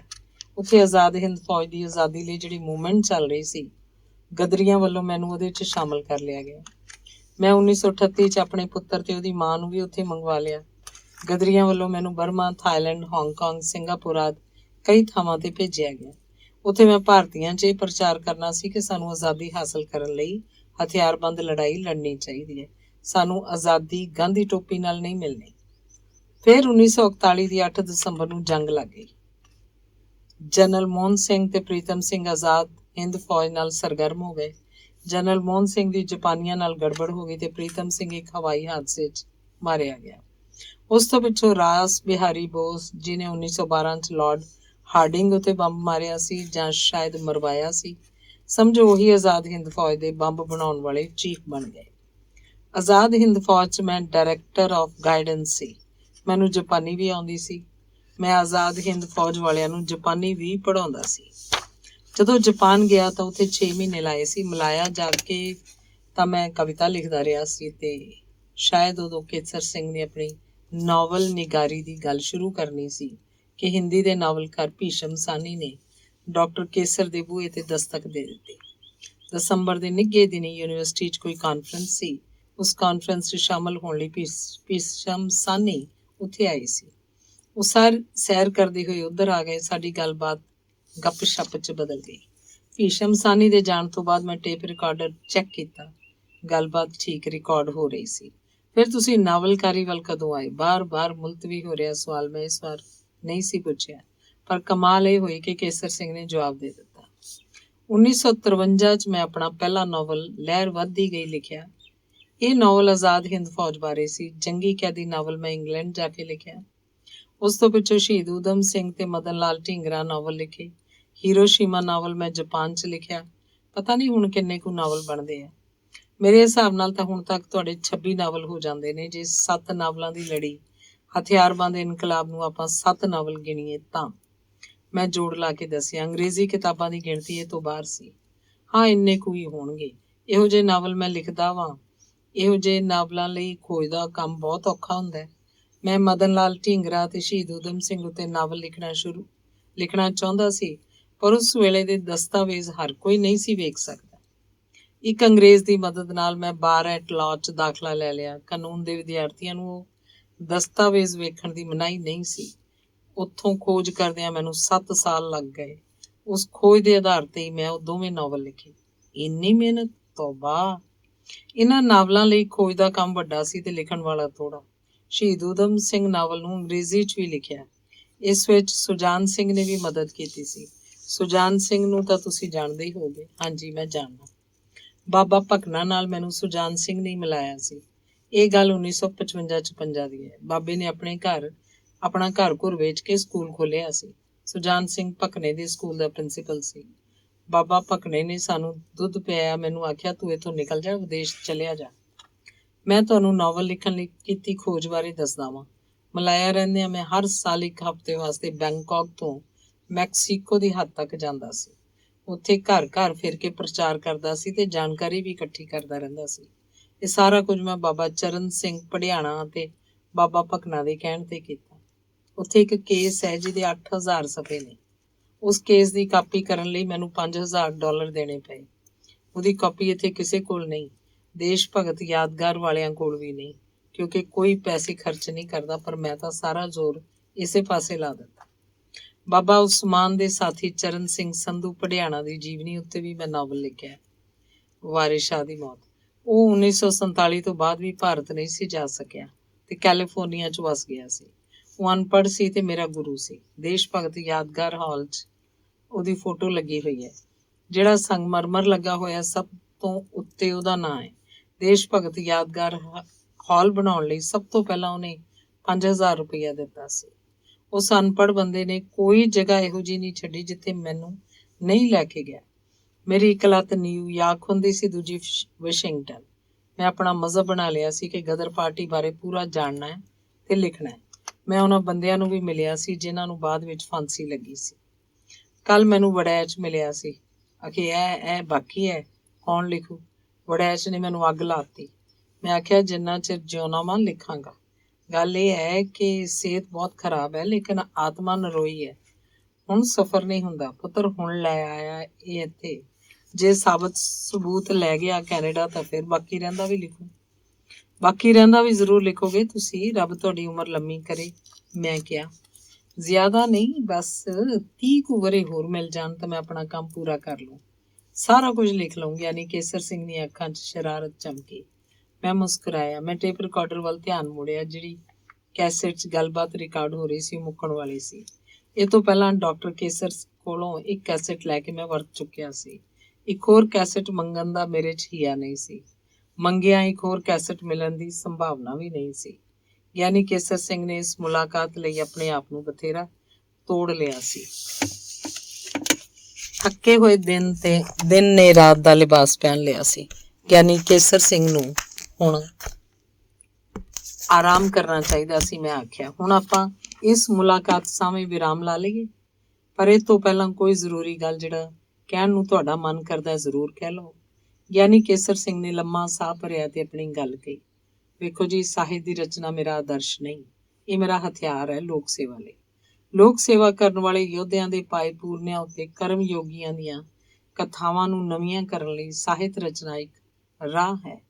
ਕਰਮ ਯੋਗ ਦੇ ਬੀਜ ਪੁੰਗਰਦੇ ਰਹਿਣ, ਸਿੱਟੇ ਲੱਗਦੇ ਰਹਿਣ, ਲੋਕਾਂ ਦੇ ਹੱਕਾਂ ਲਈ ਸੰਘਰਸ਼ ਕਰਨ ਵਾਲੇ ਯੋਧੇ ਪੈਦਾ ਹੁੰਦੇ ਰਹਿਣ, ਤਾਂ ਕਿ ਕੋਈ ਜਰਵਾਣਾ ਚਿੱਟੇ ਦਿਨ ਸਿਖਰ ਦੁਪਹਿਰੇ ਲੋਕਾਂ ਨੂੰ ਅਫੀਮੀ ਲੋਰੀਆਂ ਦੇ ਕੇ ਸੁਆ ਨਾ ਸਕੇ ਤੇ ਲੋਕ ਜਾਗਰਤ ਅਵਸਥਾ 'ਚ ਆਪਣਾ ਆਪ ਪਛਾਣ ਸਕਣ।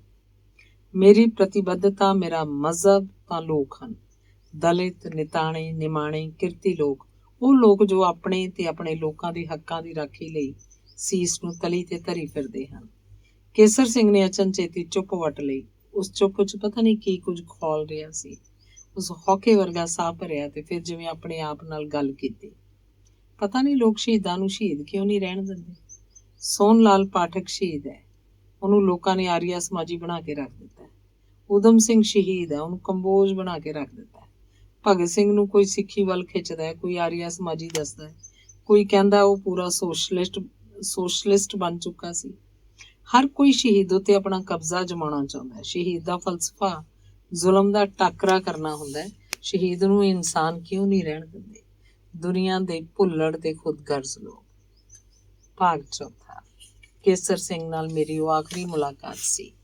ਖੋਜਬੀਨ ਦੇ ਪੁਲੰਦੇ ਸਾਰੇ ਕਿਤਾਬਾਂ ਨਹੀਂ ਬਣੇ। ਰੱਬ ਤੋਂ ਮੰਗੇ ਹੋਏ ਉਹ 30 ਵਰ੍ਹੇ ਕੇਸਰ ਸਿੰਘ ਦੀ ਉਮਰ 'ਚ ਜਮ੍ਹਾਂ ਹੋ ਜਾਂਦੇ ਤਾਂ ਗੱਲ ਹੋਰ ਹੋਣੀ ਸੀ। ਅਣਫਰੋਲਿਆ ਇਤਿਹਾਸ ਕੋਰੇ ਵਰਕਿਆਂ ਤੇ ਛਪ ਜਾਂਦਾ ਤਾਂ ਅਸੀਂ ਆਪਣੀ ਆਜ਼ਾਦੀ ਦਾ ਬੜਾ ਕੁਝ ਅੰਦਰਲਾ ਵੀ ਜਾਣ ਲੈਂਦੇ। ਮੈਨੂੰ ਵੀ ਚਾਹੀਦਾ ਸੀ ਇੱਕ ਵਾਧੂ ਕੈਸਟ ਆਪਣੇ ਕੋਲ ਰੱਖਦਾ, ਕੁਝ ਲੁਕਵੀਆਂ ਗੱਲਾਂ ਹੋਰ ਉਜਾਗਰ ਹੋ ਜਾਂਦੀਆਂ। ਹੁਣ ਤਾਂ ਬਹੁਤ ਦੇਰ ਹੋ ਗਈ ਹੈ। ਧੰਨਵਾਦ। ਇਸ ਪੁਸਤਕ ਦਾ ਅਖੀਰਲਾ ਲੇਖ ਹੈ ਕਿੱਸਾ ਲੇਖਕ ਦੇ ਇੱਕ ਕਮਰੇ ਦੀ ਤਲਾਸ਼ ਦਾ। ਕਮਰਾ ਤਾਂ ਕਮਰਾ ਹੈ, ਭਾਵੇਂ ਕਿਹੋ ਜਿਹਾ ਹੀ ਹੋਵੇ। ਇਹ ਬਿਆਨ ਕਿਸੇ ਲਈ ਵੀ ਮਾਕੂਲ ਹੋ ਸਕਦਾ ਹੈ, ਪਰ ਲੇਖਕ ਲਈ ਨਹੀਂ। ਲੇਖਕ ਨੂੰ ਮਕਾਨ 'ਚੋਂ ਇੱਕ ਅਦਦ ਕਮਰੇ ਦੀ ਤਲਾਸ਼ ਹੁੰਦੀ ਹੈ, ਜਿੱਥੇ ਬੈਠ ਕੇ ਉਹਦੀ ਕਲਪਨਾ ਹਰ ਸੀਮਾ ਤੋਂ ਅਗਲੇ ਪਾਰ ਤੱਕ ਉਡਾਰੀ ਭਰ ਸਕੇ, ਨਵਾਂ ਸੰਸਾਰ ਸਿਰਜ ਸਕੇ, ਜਿੱਥੇ ਉਹ ਹੋ ਕੇ ਵੀ ਨਾ ਹੋਵੇ ਤੇ ਉਹਦਾ ਨਾ ਹੋਣਾ ਹੋਣ ਨੂੰ ਤਾਮੀਰ ਕਰੇ। ਲੇਖਕ ਨੇ ਆਪਣੇ ਕਮਰੇ 'ਚ ਰੱਬ ਬਣ ਕੇ ਬੈਠਣਾ ਹੁੰਦਾ ਹੈ। ਉੱਥੇ ਉਹਨੇ ਨਵੀਂ ਦੁਨੀਆ ਨੂੰ ਜਨਮ ਦੇਣਾ ਹੁੰਦਾ ਹੈ। ਉਸ ਕਮਰੇ ਦੀ ਇਕਾਂਤ 'ਚ ਆਪਣੀ ਉਹ ਦੁਨੀਆ ਲੇਖਕ ਅੱਖਰਾਂ ਨਾਲ ਚਿਣਦਾ ਹੈ। ਲੇਖਕ ਦੀ ਉਹ ਚਿਣਾਈ ਕੰਧਾਂ ਨਹੀਂ ਬਣਾਉਂਦੀ, ਸੁਪਨੇ ਉਸਾਰਦੀ ਹੈ। ਇਹ ਵੀ ਹੋ ਸਕਦਾ ਹੈ ਕਿ ਲੇਖਕ ਦਾ ਉਹ ਖਾਸ ਕਮਰਾ ਅਲਾਣੀ ਮੰਜੀ ਵਾਲਾ ਹੋਵੇ, ਟੁੱਟੀ ਕੁਰਸੀ ਤੇ ਸਲਾਬੀਆਂ ਇੱਟਾਂ ਵਾਲਾ ਹੋਵੇ। ਉਹਨਾਂ ਕਮਰਿਆਂ ਦਾ ਕਮਾਲ ਇਹ ਹੁੰਦਾ ਕਿ ਉੱਥੇ ਕਈ ਵਾਰ ਸਾਹਿਤ ਦੇ ਸ਼ਾਹਕਾਰ ਵੀ ਜਨਮ ਲੈਂਦੇ ਨੇ। ਜਦੋਂ ਮੈਂ ਨਵਾਂ ਲਿਖਣ ਲੱਗਿਆ, ਉਦੋਂ ਵੀ ਕਮਰੇ ਨੂੰ ਮਨਫੀ ਕਰਕੇ ਕਦੀ ਕੁਝ ਨਹੀਂ ਸੀ ਲਿਖ ਸਕਿਆ। ਉਹ ਕਮਰਾ ਤਾਂ ਮੈਂ ਚਿਤ ਵੀ ਨਹੀਂ ਸੀ ਸਕਦਾ ਜਿੱਥੇ ਮੇਰੇ ਕੋਲ ਕਲਮ ਨਾ ਹੋਵੇ। ਖੈਰ, ਸਿਰਜਣਾ ਦੇ ਪਲਾਂ ਵੇਲੇ ਤਾਂ ਕਾਇਨਾਤ ਵੀ ਕਮਰਾ ਹੋ ਜਾਂਦੀ ਹੈ। ਆਪਣੇ ਲਈ ਉਸ ਇੱਕ ਕਮਰੇ ਦਾ ਖਿਆਲ ਮੈਨੂੰ ਵਰਜੀਨੀਆ ਵੁਲਫ ਦੀ ਕਿਤਾਬ A Room of One's Own ਪੜ੍ਹ ਕੇ ਆਇਆ ਸੀ। ਮੈਨੂੰ ਬਹੁਤਾ ਕੁਝ ਨਹੀਂ ਸੀ ਪਤਾ, ਪਰ ਇੰਨਾ ਕੁ ਜਾਣਦਾ ਸੀ ਕਿ ਲੇਖਕਾਂ ਦੇ ਕਮਰੇ ਉਹਨਾਂ ਦੀ ਸਿਰਜਣਾ ਦੇ ਵੀ ਕਈ ਭੇਦ ਖੋਲ੍ਹਦੇ ਸਨ। ਲੇਖਕਾਂ ਨੂੰ ਜਾਣਨ ਲਈ ਲੇਖਕਾਂ ਦੇ ਕਮਰਿਆਂ ਨੂੰ ਜਾਣਨ ਦੀ ਵੀ ਲੋੜ ਹੁੰਦੀ ਹੈ। ਇੱਕ ਵਾਰ ਅਮਰਤਾ ਪ੍ਰੀਤਮ ਨੇ ਨਾਗਮਣੀ ਰਸਾਲੇ 'ਚ ਮੇਰਾ ਕਮਰਾ ਨਾਂ ਦਾ ਕਾਲਮ ਸ਼ੁਰੂ ਕੀਤਾ। ਉਹਨੇ ਮੈਨੂੰ ਵੀ ਜ਼ੋਰ ਦੇ ਕੇ ਉਹ ਕਾਲਮ ਲਿਖਣ ਲਈ ਆਖਿਆ, ਪਰ ਮੈਂ ਤਾਂ ਖਾਨਾ ਬਦੋਸ਼ ਸੀ। ਮੇਰਾ ਕਿੱਤਾ ਹੀ ਕੁਝ ਇਹੋ ਜਿਹਾ ਸੀ ਕਿ ਹਰ 2 ਸਾਲਾਂ ਬਾਅਦ ਬੁਰੀਆ ਬਿਸਤਰਾ ਬੰਨ੍ਹ ਕੇ ਤੁਰ ਪੈਂਦਾ ਸੀ। ਮੇਰੇ ਰਾਹ 'ਚ ਮੇਰੀ ਠਾਹਰ ਦੇ ਕਮਰੇ ਆਉਂਦੇ ਰਹੇ ਸਨ। ਹੌਲੀ ਠਾਹਰ ਦੇ ਉਹਨਾਂ ਕਮਰਿਆਂ ਦੀ ਫਰਿਸਤ ਲੰਮੀ ਹੁੰਦੀ ਰਹੀ ਸੀ। ਜਦੋਂ ਮੈਂ ਨਾਗਮਣੀ ਲਈ ਉਹ ਕਾਲਮ ਲਿਖਿਆ, ਮੇਰੀ ਪੋਸਟਿੰਗ ਪਥੌਰਾਗੜ੍ਹ ਦੀ ਸੀ। ਉਸ ਵੇਲੇ 1979 ਦਾ ਸੀ। ਵਰ੍ਹਿਆਂ ਨੂੰ ਖੰਭ ਲੱਗੇ ਹੋਏ ਸਨ। ਪਥੌਰਾਗੜ੍ਹ 'ਚ ਮੇਰਾ ਕਮਰਾ ਪੱਥਰ ਦਾ ਵੀ ਹੋ ਸਕਦਾ ਸੀ, ਪਰ ਪਹਾੜ ਦੀ ਢਲਾਣ ਤੇ ਬਣਿਆ ਉਹ ਕਮਰਾ ਲੱਕੜ ਦਾ ਸੀ ਤੇ ਮੈਂ ਨੰਗਾ ਹੋ ਜਾਣ ਦੇ ਡਰੋਂ ਕਮਰੇ 'ਚ ਕਦੀ ਕੋਈ ਤੀਲੀ ਨਹੀਂ ਸੀ ਬਾੜੀ। ਵਾਦੀ ਵੱਲ ਖੁੱਲ੍ਹਦੀ ਖਿੜਕੀ ਦੇ ਨਾਲ ਮੇਰਾ ਬਿਸਤਰਾ ਸੀ। ਬਿਸਤਰੇ 'ਚ ਅੱਧ ਲੇਟਿਆ ਮੈਂ ਲਿਖਦਾ ਸਾਂ, ਅੱਧ ਲੇਟਿਆ ਪੜ੍ਹਦਾ ਸਾਂ, ਅੱਧ ਲੇਟਿਆ ਸੋਚਦਾ ਸਾਂ। ਖਿੜਕੀ ਤੋਂ ਬਾਹਰ ਵਾਦੀ 'ਚ ਸ਼ਾਮ ਵੇਲੇ ਬੱਦਲ ਇਕੱਠੇ ਹੋ ਜਾਂਦੇ ਸਨ। ਇਹਨਾਂ ਬੱਦਲਾਂ 'ਚ ਵਿੰਗ ਤੜਿੰਗੀ ਲੀਕ ਵਰਗੀ ਅਥਰੀ ਨਦੀ ਵੀ ਲੁਕ ਜਾਂਦੀ ਸੀ ਤੇ ਪੌੜੀਆਂ ਵਰਗੇ ਖੇਤ ਵੀ। ਬੱਦਲਾਂ ਨਾਲ ਲੁਕਣ ਮਿੱਟੀ ਖੇਡਦੀਆਂ ਪੰਚ ਚੂਲੀ ਦੀਆਂ ਬਰਫ਼ ਲੱਦੀਆਂ ਚੋਟੀਆਂ ਅਜਿਹੇ ਵੇਲੇ ਬੜੇ ਰੰਗ ਬਦਲਦੀਆਂ ਸਨ। ਡੁੱਬਦੇ ਸੂਰਜ ਦੀਆਂ ਆਖਰੀ ਕਿਰਨਾਂ 'ਚ ਬਰਫ਼ ਦਾ ਚਿਹਰਾ ਗੁਲਾਬੀ ਹੋ ਜਾਂਦਾ ਸੀ ਤੇ ਸੂਰਜ ਦੀਆਂ ਅੱਖਾਂ ਮੀਟਦੀਆਂ ਬਰਫ਼ ਨੀਲੀ ਪੈ ਜਾਂਦੀ। ਮੰਜੇ ਦੇ ਨਾਲ ਲੱਗਦੇ ਮੇਜ਼ ਉੱਤੇ ਬੜਾ ਖਲਾਰਾ ਪਿਆ ਰਹਿੰਦਾ ਸੀ। ਕਿਤਾਬਾਂ ਉਗੜ ਦੁਗੜੇ ਪਏ, ਰਸਾਲੇ, ਫਾਈਲਾਂ ਤੇ ਕੁਝ ਲਿਖੇ ਅਣਲਿਖੇ ਕਾਗਜ਼। ਮੇਰਾ ਬੈਟਮੈਨ ਸ਼ੁਰੂ 'ਚ ਮੇਜ਼ ਨੂੰ ਸਲੀਕੇ ਨਾਲ ਰੱਖਣ ਦਾ ਯਤਨ ਕਰਦਾ ਰਿਹਾ ਤੇ ਹੁਣ ਉਸ ਹਾਰ ਮੰਨ ਲਈ ਹੈ। ਹਨੇਰਾ ਹੋਣ ਤੇ ਮੈਂ ਖਿੜਕੀ ਅੱਗੇ ਮੋਟਾ ਪਰਦਾ ਤਾਣ ਕੇ ਰਜਾਈ ਆਪਣੇ ਦੁਆਲੇ ਘੁੱਟ ਲੈਣਾ। ਠੰਡ ਨਾਲ ਕੰਬਣੀ ਜਿਹੀ ਆਉਂਦੀ ਹੈ। ਮੈਂ ਮੱਥੇ ਤੇ ਵਿਕਸ ਮਲ ਕੇ ਲਿਖਣਾ ਸ਼ੁਰੂ ਕਰਦਾ। ਇਸ ਕਮਰੇ ਦੇ ਸਾਰੇ ਮੌਸਮ ਨਿੱਘ ਲੱਭਦੇ ਹਨ। ਸ਼ਾਮ ਦੀ ਰਿਪੋਰਟ ਦੇਣ ਲਈ ਹੌਲਦਾਰ ਮੇਜਰ ਆ ਜਾਂਦਾ ਹੈ। ਅੱਡੀਆਂ ਜੋੜ ਕੇ ਫੌਜੀ ਸਲਾਮ ਦਿੰਦੇ ਆਖਦੇ, ਸਰ, ਸਭ ਠੀਕ ਠਾਕ ਹੈ। ਮੈਂ ਜਾਣਦਾ ਕੁਝ ਵੀ ਠੀਕ ਠਾਕ ਨਹੀਂ। ਮੇਰਾ ਸਿਰਜਿਆ ਸੰਸਾਰ ਤਹਿਸ ਨਹਿਸ ਹੋ ਗਿਆ। ਕੋਲ ਸਰਕ ਆਏ ਪਾਤਰ ਕਿਧਰੇ ਛਿਪਨ ਹੋ ਗਏ ਹੈ। ਜੰਗ ਨੂੰ ਗਏ ਫੌਜੀ ਵਾਂਗ ਪਤਾ ਨਹੀਂ ਹੁਣ ਉਹ ਵਾਪਸ ਵੀ ਪਰਤਣਗੇ ਕਿ ਨਹੀਂ। ਸਾਹਮਣੀ ਕੰਧ ਤੇ ਬੀ ਪ੍ਰਭਾ ਦੀ ਇੱਕ ਪੇਂਟਿੰਗ ਦੀ ਨਕਲ ਹੈ। ਔਰਤ ਦਾ ਪਸਰਿਆ ਹੋਇਆ ਹੱਥ ਤੇ ਚਿਹਰੇ ਤੇ ਭੁੱਖ ਦਾ ਦਰਦ। ਮੇਰੀ ਨਜ਼ਰ ਪੇਂਟਿੰਗ ਦੇ ਲਾਗੇ ਲਟਕ ਰਹੀ ਆਪਣੀ ਵਰਦੀ ਤੇ ਟਿਕ ਜਾਂਦੀ ਹੈ। ਮੈਨੂੰ ਬੈਟਮੈਨ ਤੇ ਗੁੱਸਾ ਆਉਂਦਾ ਹੈ। ਵਰਦੀ ਕਿੱਡੀ ਗਲਤ ਥਾਂ ਤੇ ਲਟਕਾਈ ਹੋਈ ਹੈ। ਭਲਕੇ ਉਹਨੂੰ ਵਰਦੀ ਦੀ ਥਾਂ ਬਦਲਣ ਲਈ ਆਖਾਂਗਾ। ਹੌਲਦਾਰ ਮੇਜਰ ਦੇ ਜਾਣ ਪਿੱਛੋਂ ਮੈਂ ਨਾਲ ਦੇ ਕਮਰੇ ਵਾਲੇ ਡਾਕਟਰ ਕੋਲ ਚਲਾ ਗਿਆ। ਉਹ ਮੇਰੇ ਸਾਹਮਣੇ ਨੰਗੀਆਂ ਤਸਵੀਰਾਂ ਵਾਲੇ ਕਿੰਨੇ ਸਾਰੇ ਰਸਾਲੇ ਖਿਲਾਰ ਦਿੰਦਾ। ਮੈਂ ਉੱਠਣ ਲੱਗਦਾ ਤਾਂ ਰੋਕ ਲੈਂਦਾ।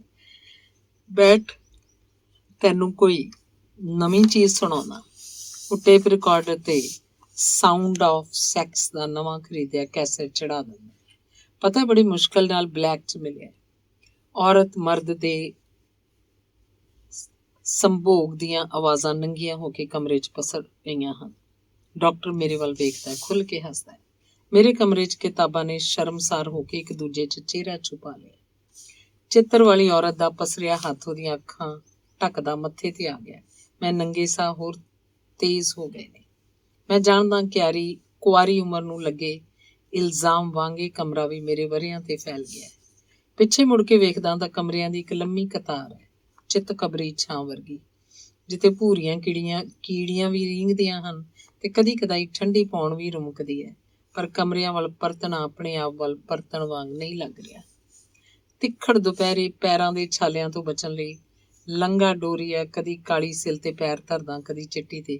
ਉਮਰ ਦੀ ਦੁਪਹਿਰ ਵਾਂਗੂ ਸਿਲਾਂ ਵੀ ਸਾਰੀਆਂ ਦੀਆਂ ਸਾਰੀਆਂ ਤਪ ਰਹੀਆਂ ਨੇ। ਜਾਪਦਾ ਇਹ ਸਫ਼ਰਨਾਮਾ ਕਮਰਿਆਂ ਦਾ ਨਹੀਂ, ਥੁੜਾਂ ਦਾ ਹੈ। ਤਦੇ ਤਾਂ ਇਹ ਕਮਰੇ ਲਹਿਣੇਦਾਰ ਵਾਂਗੂ ਰਾਹ ਮੱਲ ਕੇ ਖਲੋਂਦੇ ਰਹੇ ਨੇ। ਖਾਲਸਾ ਕਾਲਜ ਅੰਮ੍ਰਿਤਸਰ ਦੇ ਨੇੜੇ ਅੰਮ੍ਰਿਤ ਹੋਟਲ ਹੈ।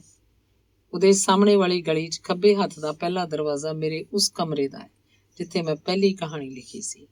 ਕਹਾਣੀ ਮੁਕਾ ਕੇ ਸੁੱਤਾ ਤਾਂ ਰਾਤ ਢਲ ਰਹੀ ਸੀ। ਪਤਾ ਨਹੀਂ ਕਿੱਦਾਂ ਹੋਇਆ, ਇੱਕ ਚਿੜੀ ਮੇਰੇ ਸੁੱਤੇ ਦੇ ਪਾਸੇ ਹੇਠ ਆ ਕੇ ਮਰ ਗਈ ਤੇ ਮੇਰੀ ਬਾਕੀ ਦੀ ਰਾਤ ਅੱਖਾਂ 'ਚ ਹੀ ਬੀਤ ਗਈ। ਹੁਣ ਵੀ ਜਦ ਕੋਈ ਬੰਜਰ ਧਰਤੀ ਦੀ ਗੱਲ ਕਰਦਾ ਤੇ ਮੈਨੂੰ ਮੋਈ ਚਿੜੀ ਬਹੁਤ ਯਾਦ ਆਉਂਦੀ ਹੈ। ਉਹ ਕਮਰਾ ਗਲੀ ਨਾਲੋਂ ਨੀਵਾਂ ਸੀ। ਗੰਦੀ ਨਾਲੀ ਦਾ ਪਾਣੀ ਅਕਸਰ ਖੁਰੇ ਵਿੱਚ ਆ ਜਾਂਦਾ ਸੀ। ਕਮਰੇ 'ਚ ਬਦਬੂ ਪਸਰ ਜਾਂਦੀ ਸੀ। ਸਸਤੀ ਧਾਤ ਉੱਤੇ ਸੋਨੇ ਦਾ ਪਾਣੀ ਚੜਾਉਣ ਵਾਂਗ ਮੈਂ ਧੂਫ ਧੁਖਾ ਲੈਂਦਾ ਸੀ। ਉਸ ਹਨੇਰੇ ਕਮਰੇ 'ਚ ਨਾ ਕਦੀ ਧੁੱਪ ਆਉਂਦੀ ਸੀ, ਨਾ ਸੂਰਜਮੁਖੀ ਖਿੜਦੇ ਸਨ। ਫਿਰ ਵੀ ਉਸ ਕਮਰੇ 'ਚ ਅਸੀਂ ਇੱਕ ਇੱਕ ਕਰਕੇ 3 ਬੇਲੀ ਇਕੱਠੇ ਰਹਿੰਦੇ ਸੀ। ਕਮਰੇ ਦਾ ਵਿਚਲਾ ਦਰਵਾਜ਼ਾ ਵਿਹੜੇ ਵੱਲ ਖੁੱਲ੍ਹਦਾ ਸੀ। ਇਸ ਤੇ ਵਿਹੜੇ ਵਾਲੇ ਪਾਸੇ ਇੱਕ ਜੰਦਰਾ ਲਟਕਦਾ ਰਹਿੰਦਾ ਸੀ।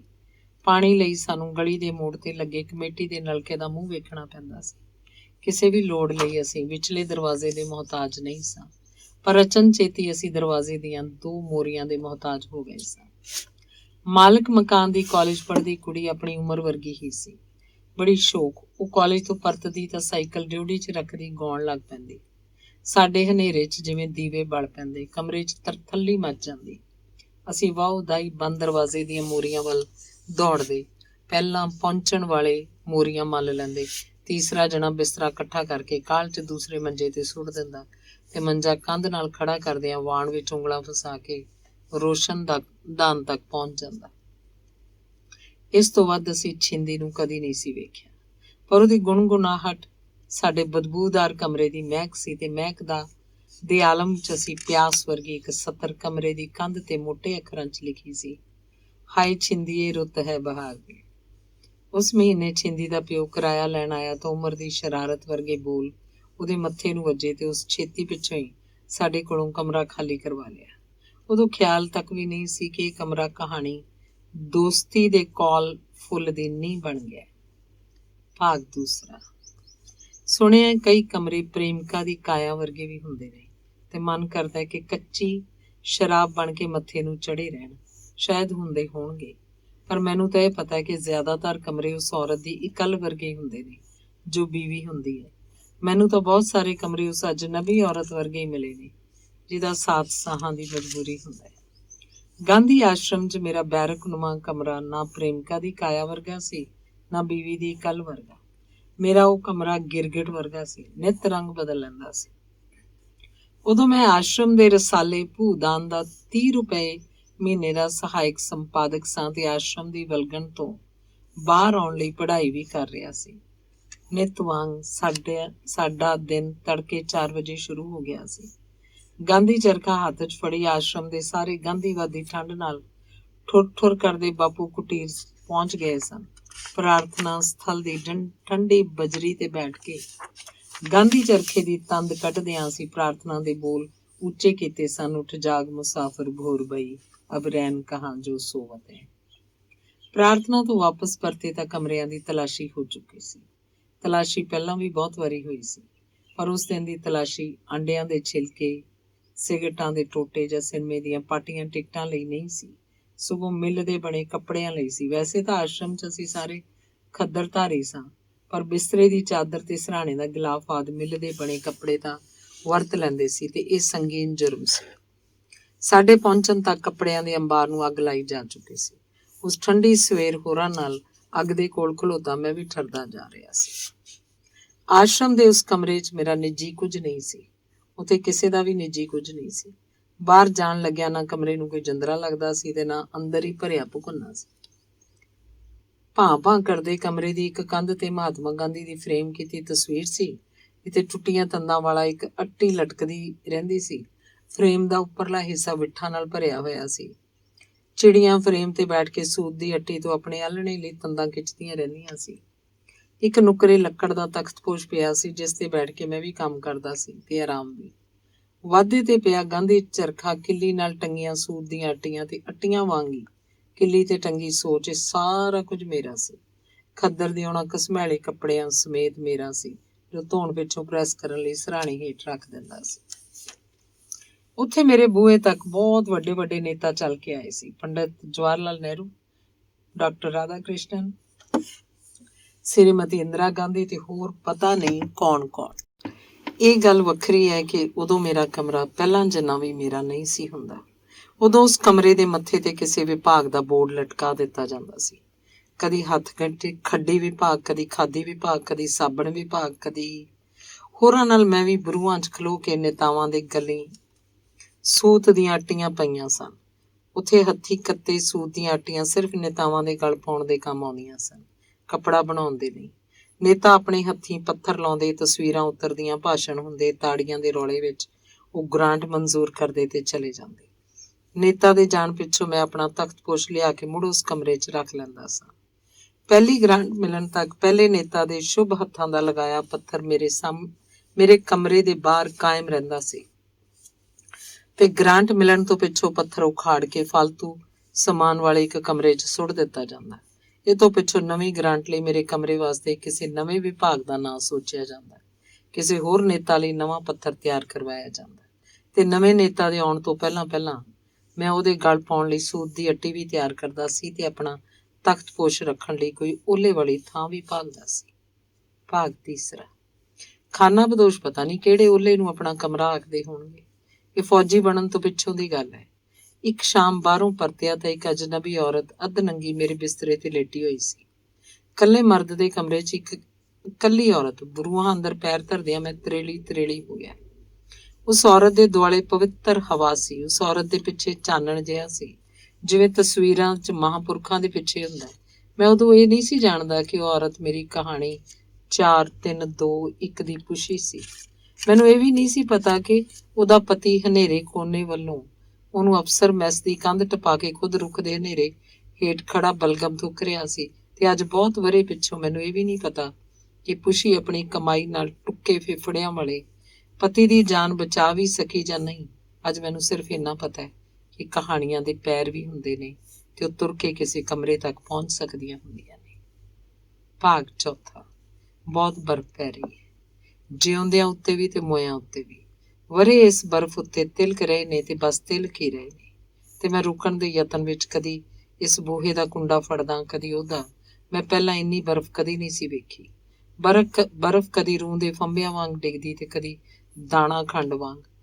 ਮੇਰੇ ਕਮਰੇ ਦੀ ਛੱਤ ਤੋਂ ਬਰਫ਼ ਦੀਆਂ ਸਲਾਖਾਂ ਹੇਠਾਂ ਨੂੰ ਲਮਕਦੀਆਂ ਰਹਿੰਦੀਆਂ ਤੇ ਕਦੀ ਕਦਾਈ ਸਲਾਖਾਂ ਆਪਣੀ ਭਾਰ ਨਾਲ ਟੁੱਟ ਕੇ ਨਰਮ ਬਰਫ਼ ਦੀ ਛਾਤੀ 'ਚ ਖੰਜਰ ਵਾਂਗ ਖੁੱਭ ਜਾਂਦੀਆਂ।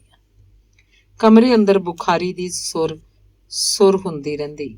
ਕਮਰਾ ਕੁਝ ਨਿੱਘਾ ਹੋ ਜਾਂਦਾ ਤੇ ਬਾਰੀ ਦੇ ਸ਼ੀਸ਼ੇ ਤੋਂ ਜੰਮੀ ਬਰਫ਼ ਪਿਘਲ ਜਾਂਦੀ।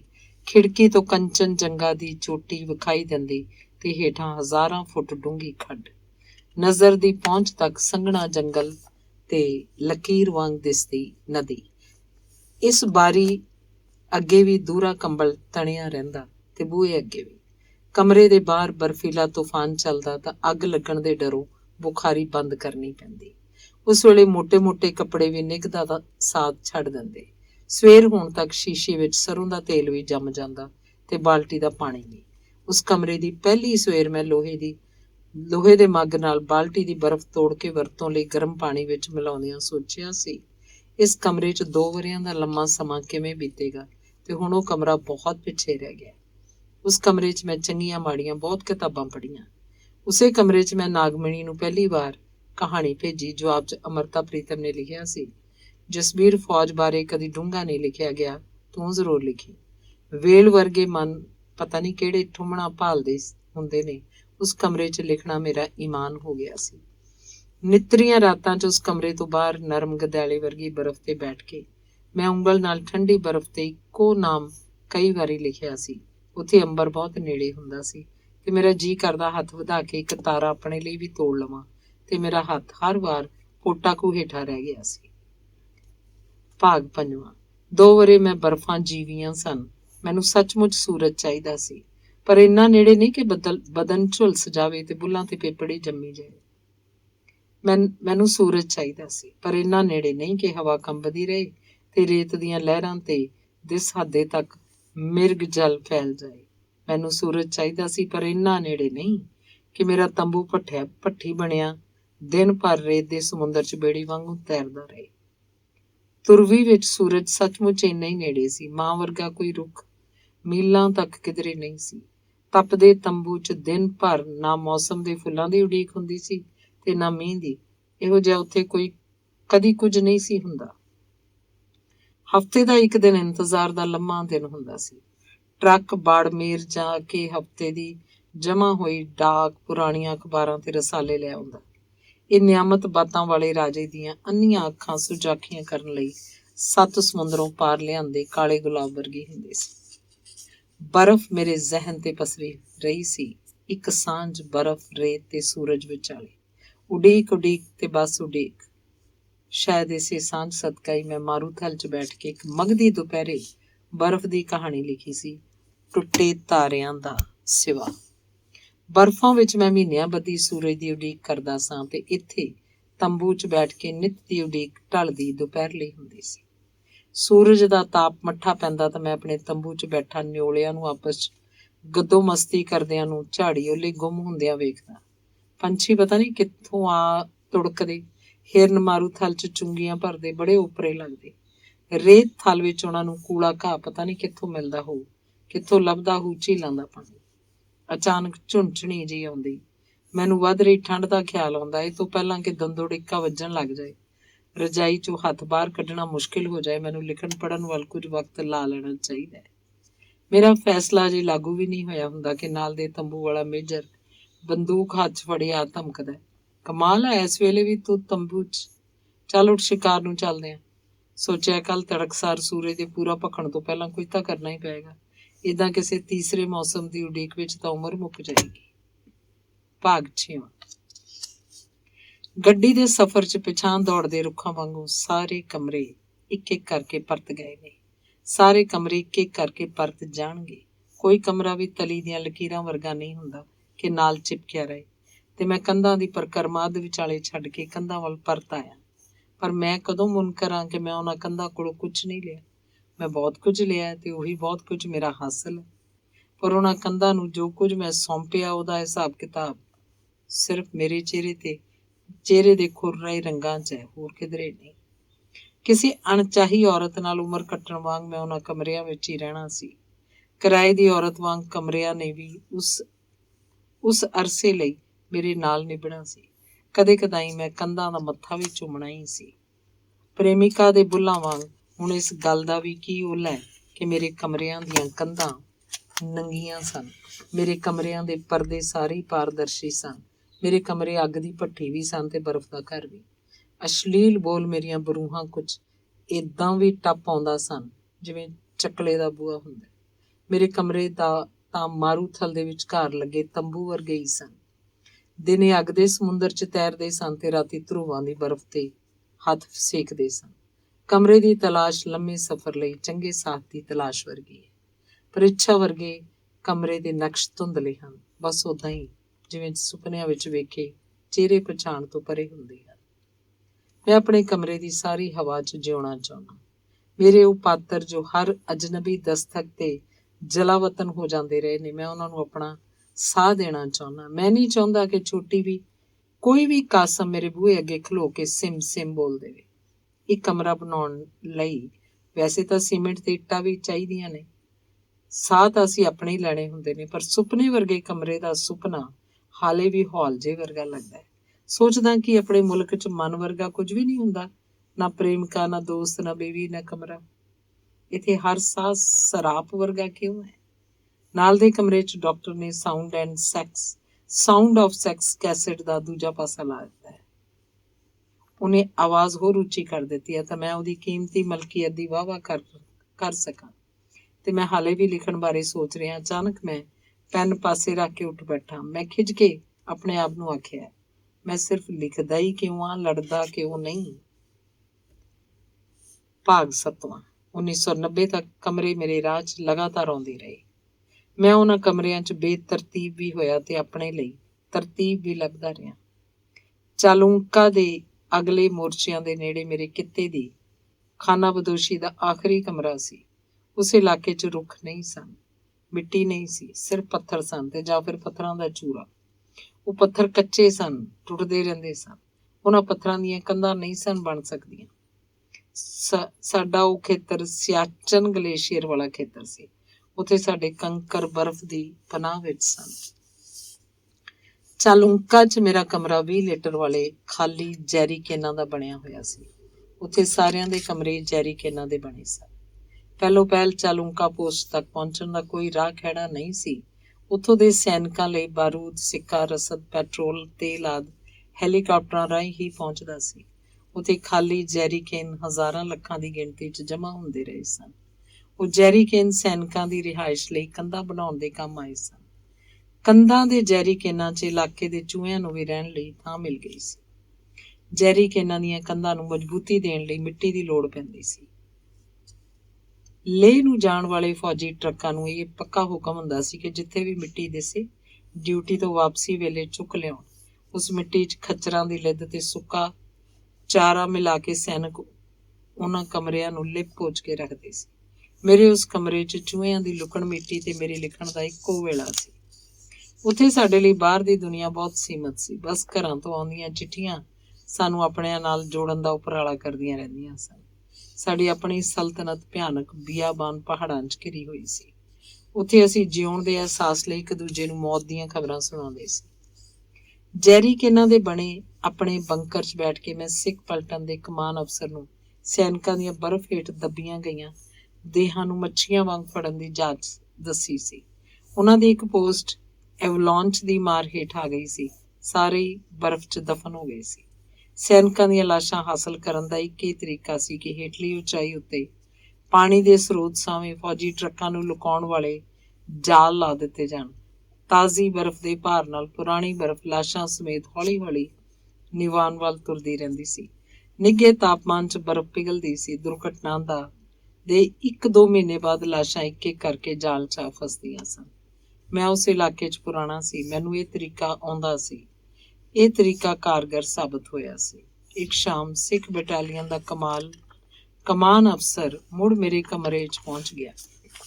ਉਹਦੇ ਕਹਿਣ ਉੱਤੇ ਮੈਂ ਬਰਫ਼ 'ਚ ਮਰ ਗਏ ਇੱਕ ਜਵਾਨ ਦੇ ਘਰ ਭੇਜਣ ਲਈ ਇੱਕ ਚਿੱਠੀ ਲਿਖ ਰਹੀ ਸੀ। ਉਹਦੇ ਬਹਾਦਰ ਤੇ ਫਰਜ਼ ਸ਼ਨਾਸ ਹੋਣ ਬਾਰੇ ਵੀ ਮੈਂ ਇੱਕ ਅੱਧ ਵਾਕ ਲਿਖ ਦਿੱਤਾ। ਮੇਰੀ ਲਿਖੀ ਉਹ ਚਿੱਠੀ ਪਲਟਨ ਦੀ ਮਾਸਟਰ ਫਾਈਲ 'ਚ ਲੱਗ ਗਈ। ਹਰ ਜਵਾਨ ਦੀ ਮੌਤ ਉੱਤੇ ਉਹਨਾਂ ਨੂੰ ਤਰੱਦਦ 'ਚ ਪੈਣ ਦੀ ਲੋੜ ਨਹੀਂ ਸੀ ਪੈਂਦੀ। ਕਲਰਕ ਆਪੇ ਹੀ ਮਾਸਟਰ ਫਾਈਲ ਦੀ ਉਸ ਚਿੱਠੀ 'ਚ ਸੈਨਿਕ ਦਾ ਨਾਮ, ਨੰਬਰ ਤੇ ਰੈਂਕ ਬਦਲ ਦਿੰਦਾ। ਚਿੱਠੀ ਉੱਤੇ ਕਮਾਨ ਅਫਸਰ ਦੇ ਦਸਖਤ ਕਰਵਾ ਕੇ ਭੇਜ ਦਿੰਦਾ। ਮੇਰੀ ਡਰਾਫਟ ਕੀਤੀ ਹੋਈ ਉਹ ਚਿੱਠੀ ਬਹੁਤ ਸਾਰੇ ਘਰਾਂ 'ਚ ਕੀਰਨੇ ਲੈ ਕੇ ਗਈ ਸੀ। ਉਸ ਚਿੱਠੀ ਨੇ ਭੁਲੇਖੇ ਵੀ ਸਿਰਜੇ ਸਨ। ਇੱਕ ਸ਼ਾਮ ਤੋਪਖਾਨੇ ਵਾਲਿਆਂ ਦਾ ਕਮਾਨ ਅਫਸਰ ਕਰਨਲ ਬਰਗੈਂਜ਼ਾ ਸੈਰ ਕਰਦਾ ਹੋਇਆ ਮੇਰੇ ਕਮਰੇ 'ਚ ਆ ਗਿਆ। ਉਹਦੇ ਕੋਲ ਮੁਨਸ਼ੀ ਦੀ ਖਬਰ ਸੀ। ਉਹ ਸ਼ਾਮ ਦੇ ਜਸ਼ਨ ਲਈ ਨਿਯੋਤਾ ਵੀ ਦੇ ਗਿਆ। ਉਹਨਾਂ ਦੀ ਯੂਨਿਟ ਦਾ ਇੱਕ ਅਫਸਰ ਗਾਰਡਸ ਵਾਲਿਆਂ ਨਾਲ 에ਅਰ ਓਪੀ ਦੀ ਡਿਊਟੀ ਕਰ ਰਿਹਾ ਸੀ। ਕਰਨਲ ਬ੍ਰਿਗੈਂਜ਼ਾ ਨੇ ਦੱਸਿਆ, ਲੁੱਕ ਐਟ ਦ ਯੰਗਸਟਰ। ਉਹਨੇ ਤੋਪਖਾਨੇ ਦਾ ਫਾਇਰ ਏਡਾ ਸੋਹਣਾ ਡਾਇਰੈਕਟ ਕੀਤਾ ਕਿ ਦੁਸ਼ਮਣ ਦੀ ਪੂਰੀ ਗਸ਼ਤ ਪਾਰਟੀ ਦੀਆਂ ਲਾਸ਼ਾਂ ਵਿੱਚ ਗਈਆਂ। ਨੋ ਮੈਨਸ ਲੈਂਡ ਵਿੱਚ ਲਾਸ਼ਾਂ ਹਾਲੇ ਵੀ ਬਰਫ਼ ਤੇ ਖਿਲ ਰਹੀਆਂ ਪਈਆਂ ਨੇ। ਉਹਨਾਂ ਦਾ ਹੌਸਲਾ ਹੀ ਨਹੀਂ ਪਿਆ ਕਿ ਚੁੱਕ ਕੇ ਲੈ ਜਾਣ। ਭਲਕ ਤੱਕ ਤਾਂ ਉੱਥੇ ਕਾਂ ਵੀ ਇਕੱਠੇ ਹੋ ਜਾਣਗੇ। ਉਹ ਠਾਕਾ ਮਾਰ ਕੇ ਹੱਸਿਆ ਸੀ, ਪਰ ਮੈਂ ਉਹਦੇ ਨਾਲ ਹੱਸ ਨਹੀਂ ਸੀ ਸਕਿਆ। ਮੈਂ ਜਾਣਦਾ ਸਾਂ ਕਿਸੇ ਦਿਨ ਦੁਸ਼ਮਣ ਦੇ 에ਅਰ ਓਪੀ ਜਾਂ ਡਾਇਰੈਕਟ ਕੀਤਾ ਤੋਪਾਂ ਦਾ ਫਾਇਰ ਇਸੇ ਤਰ੍ਹਾਂ ਹੀ ਐਨ ਨਿਸ਼ਾਨੇ ਉੱਤੇ ਡਿੱਗਣਾ ਸੀ। ਉਦੋਂ ਉਸ ਸ਼ਾਮ ਦੇ ਜਸ਼ਨ ਨੇ ਆਪਣੀ ਥਾਂ ਬਦਲ ਲੈਣੀ ਸੀ। ਇਹੋ ਜਿਹੀਆਂ ਕਾਰਗੁਜ਼ਾਰੀਆਂ ਉਦੋਂ ਆਮ ਜਿਹੀਆਂ ਲੱਗਣ ਲੱਗ ਪਈਆਂ ਸੀ। ਉਸ ਕਮਰੇ 'ਚ ਮੇਰੀਆਂ ਬਹੁਤ ਸਾਰੀਆਂ ਕਹਾਣੀਆਂ ਨੂੰ ਸਰੀਰ ਮਿਲੇ ਸਨ। ਉਹਨਾਂ ਕਹਾਣੀਆਂ 'ਚ ਬਰਫ਼ ਦਾ ਦਾਨਵ, ਮੋਇਆਂ ਦੀ ਮੰਡੀ, ਜੰਮੇ ਹੋਏ ਸਾਹਾਂ ਦੀ ਬਰਫ਼ ਸ਼ਾਮਲ ਸੀ। ਇਹੀ ਉਹ ਕਮਰਾ ਸੀ ਜਿੱਥੇ ਮੈਂ ਆਪਣੇ ਜੰਗਲ ਬੂਟ ਕਿੱਲੀ ਨਾਲ ਟੰਗ ਦਿੱਤੇ ਸਨ। ਹੁਣ ਆਖਰੀ ਪਹਿਰ ਦੀ ਧੁੱਪ ਵੇਲੇ ਮੇਰੇ ਕੋਲ ਆਪਣਾ ਮਕਾਨ ਹੈ। ਉੱਥੇ ਇੱਕ ਉਹ ਕਮਰਾ ਵੀ ਹੈ ਜਿਹਨੂੰ ਮੈਂ ਉਚੇਚਾ ਤਾਮੀਰ ਕੀਤਾ ਸੀ। ਫਿਰ ਵੀ ਲੱਗਦਾ ਹੈ ਇਹ ਤਾਂ ਉਹ ਕਮਰਾ ਨਹੀਂ। ਦਰਅਸਲ ਬੰਦੇ ਦੀ ਕਲਪਨਾ ਵੱਡੀ ਹੁੰਦੀ ਹੈ, ਉਹਦਾ ਯਥਾਰਥ ਬਹੁਤ ਨਿੱਕਾ। ਪਹਿਲੋਂ ਨਹੀਂ ਸੀ ਜਾਣਦਾ, ਪਰ ਹੁਣ ਜਾਣਦਾ ਕਿ ਸੁਪਨਿਆਂ ਵਰਗਾ ਕਦੀ ਕੁਝ ਨਹੀਂ ਹੁੰਦਾ। ਜੇ ਹੋਵੇ ਵੀ ਤਾਂ ਸੁਪਨੇ ਕੁਝ ਹੋਰ ਵੱਡੇ ਹੋ ਜਾਂਦੇ ਹਨ। ਪੋਸਟ ਸਕ੍ਰਿਪਟ, ਹੁਣ ਮੇਰੇ ਰਾਹ 'ਚ ਕਿਸੇ ਵੀ ਹੋਰ ਕਮਰੇ ਦੇ ਆਉਣ ਦੀ ਸੰਭਾਵਨਾ ਮੁੱਕ ਗਈ ਹੈ। ਫੌਜ ਨੂੰ ਦਿੱਤੇ ਮੇਰੇ ਆਖਰੀ ਸੈਲਿਊਟ ਨੂੰ 28 ਵਰ੍ਹੇ ਹੋ ਗਏ ਨੇ ਤੇ ਮੈਂ ਇਸ ਮਜ਼ਮੂਨ ਨੂੰ ਮੁੱਕ ਗਿਆ ਸੋਚ ਲਿਆ। ਧੰਨਵਾਦ।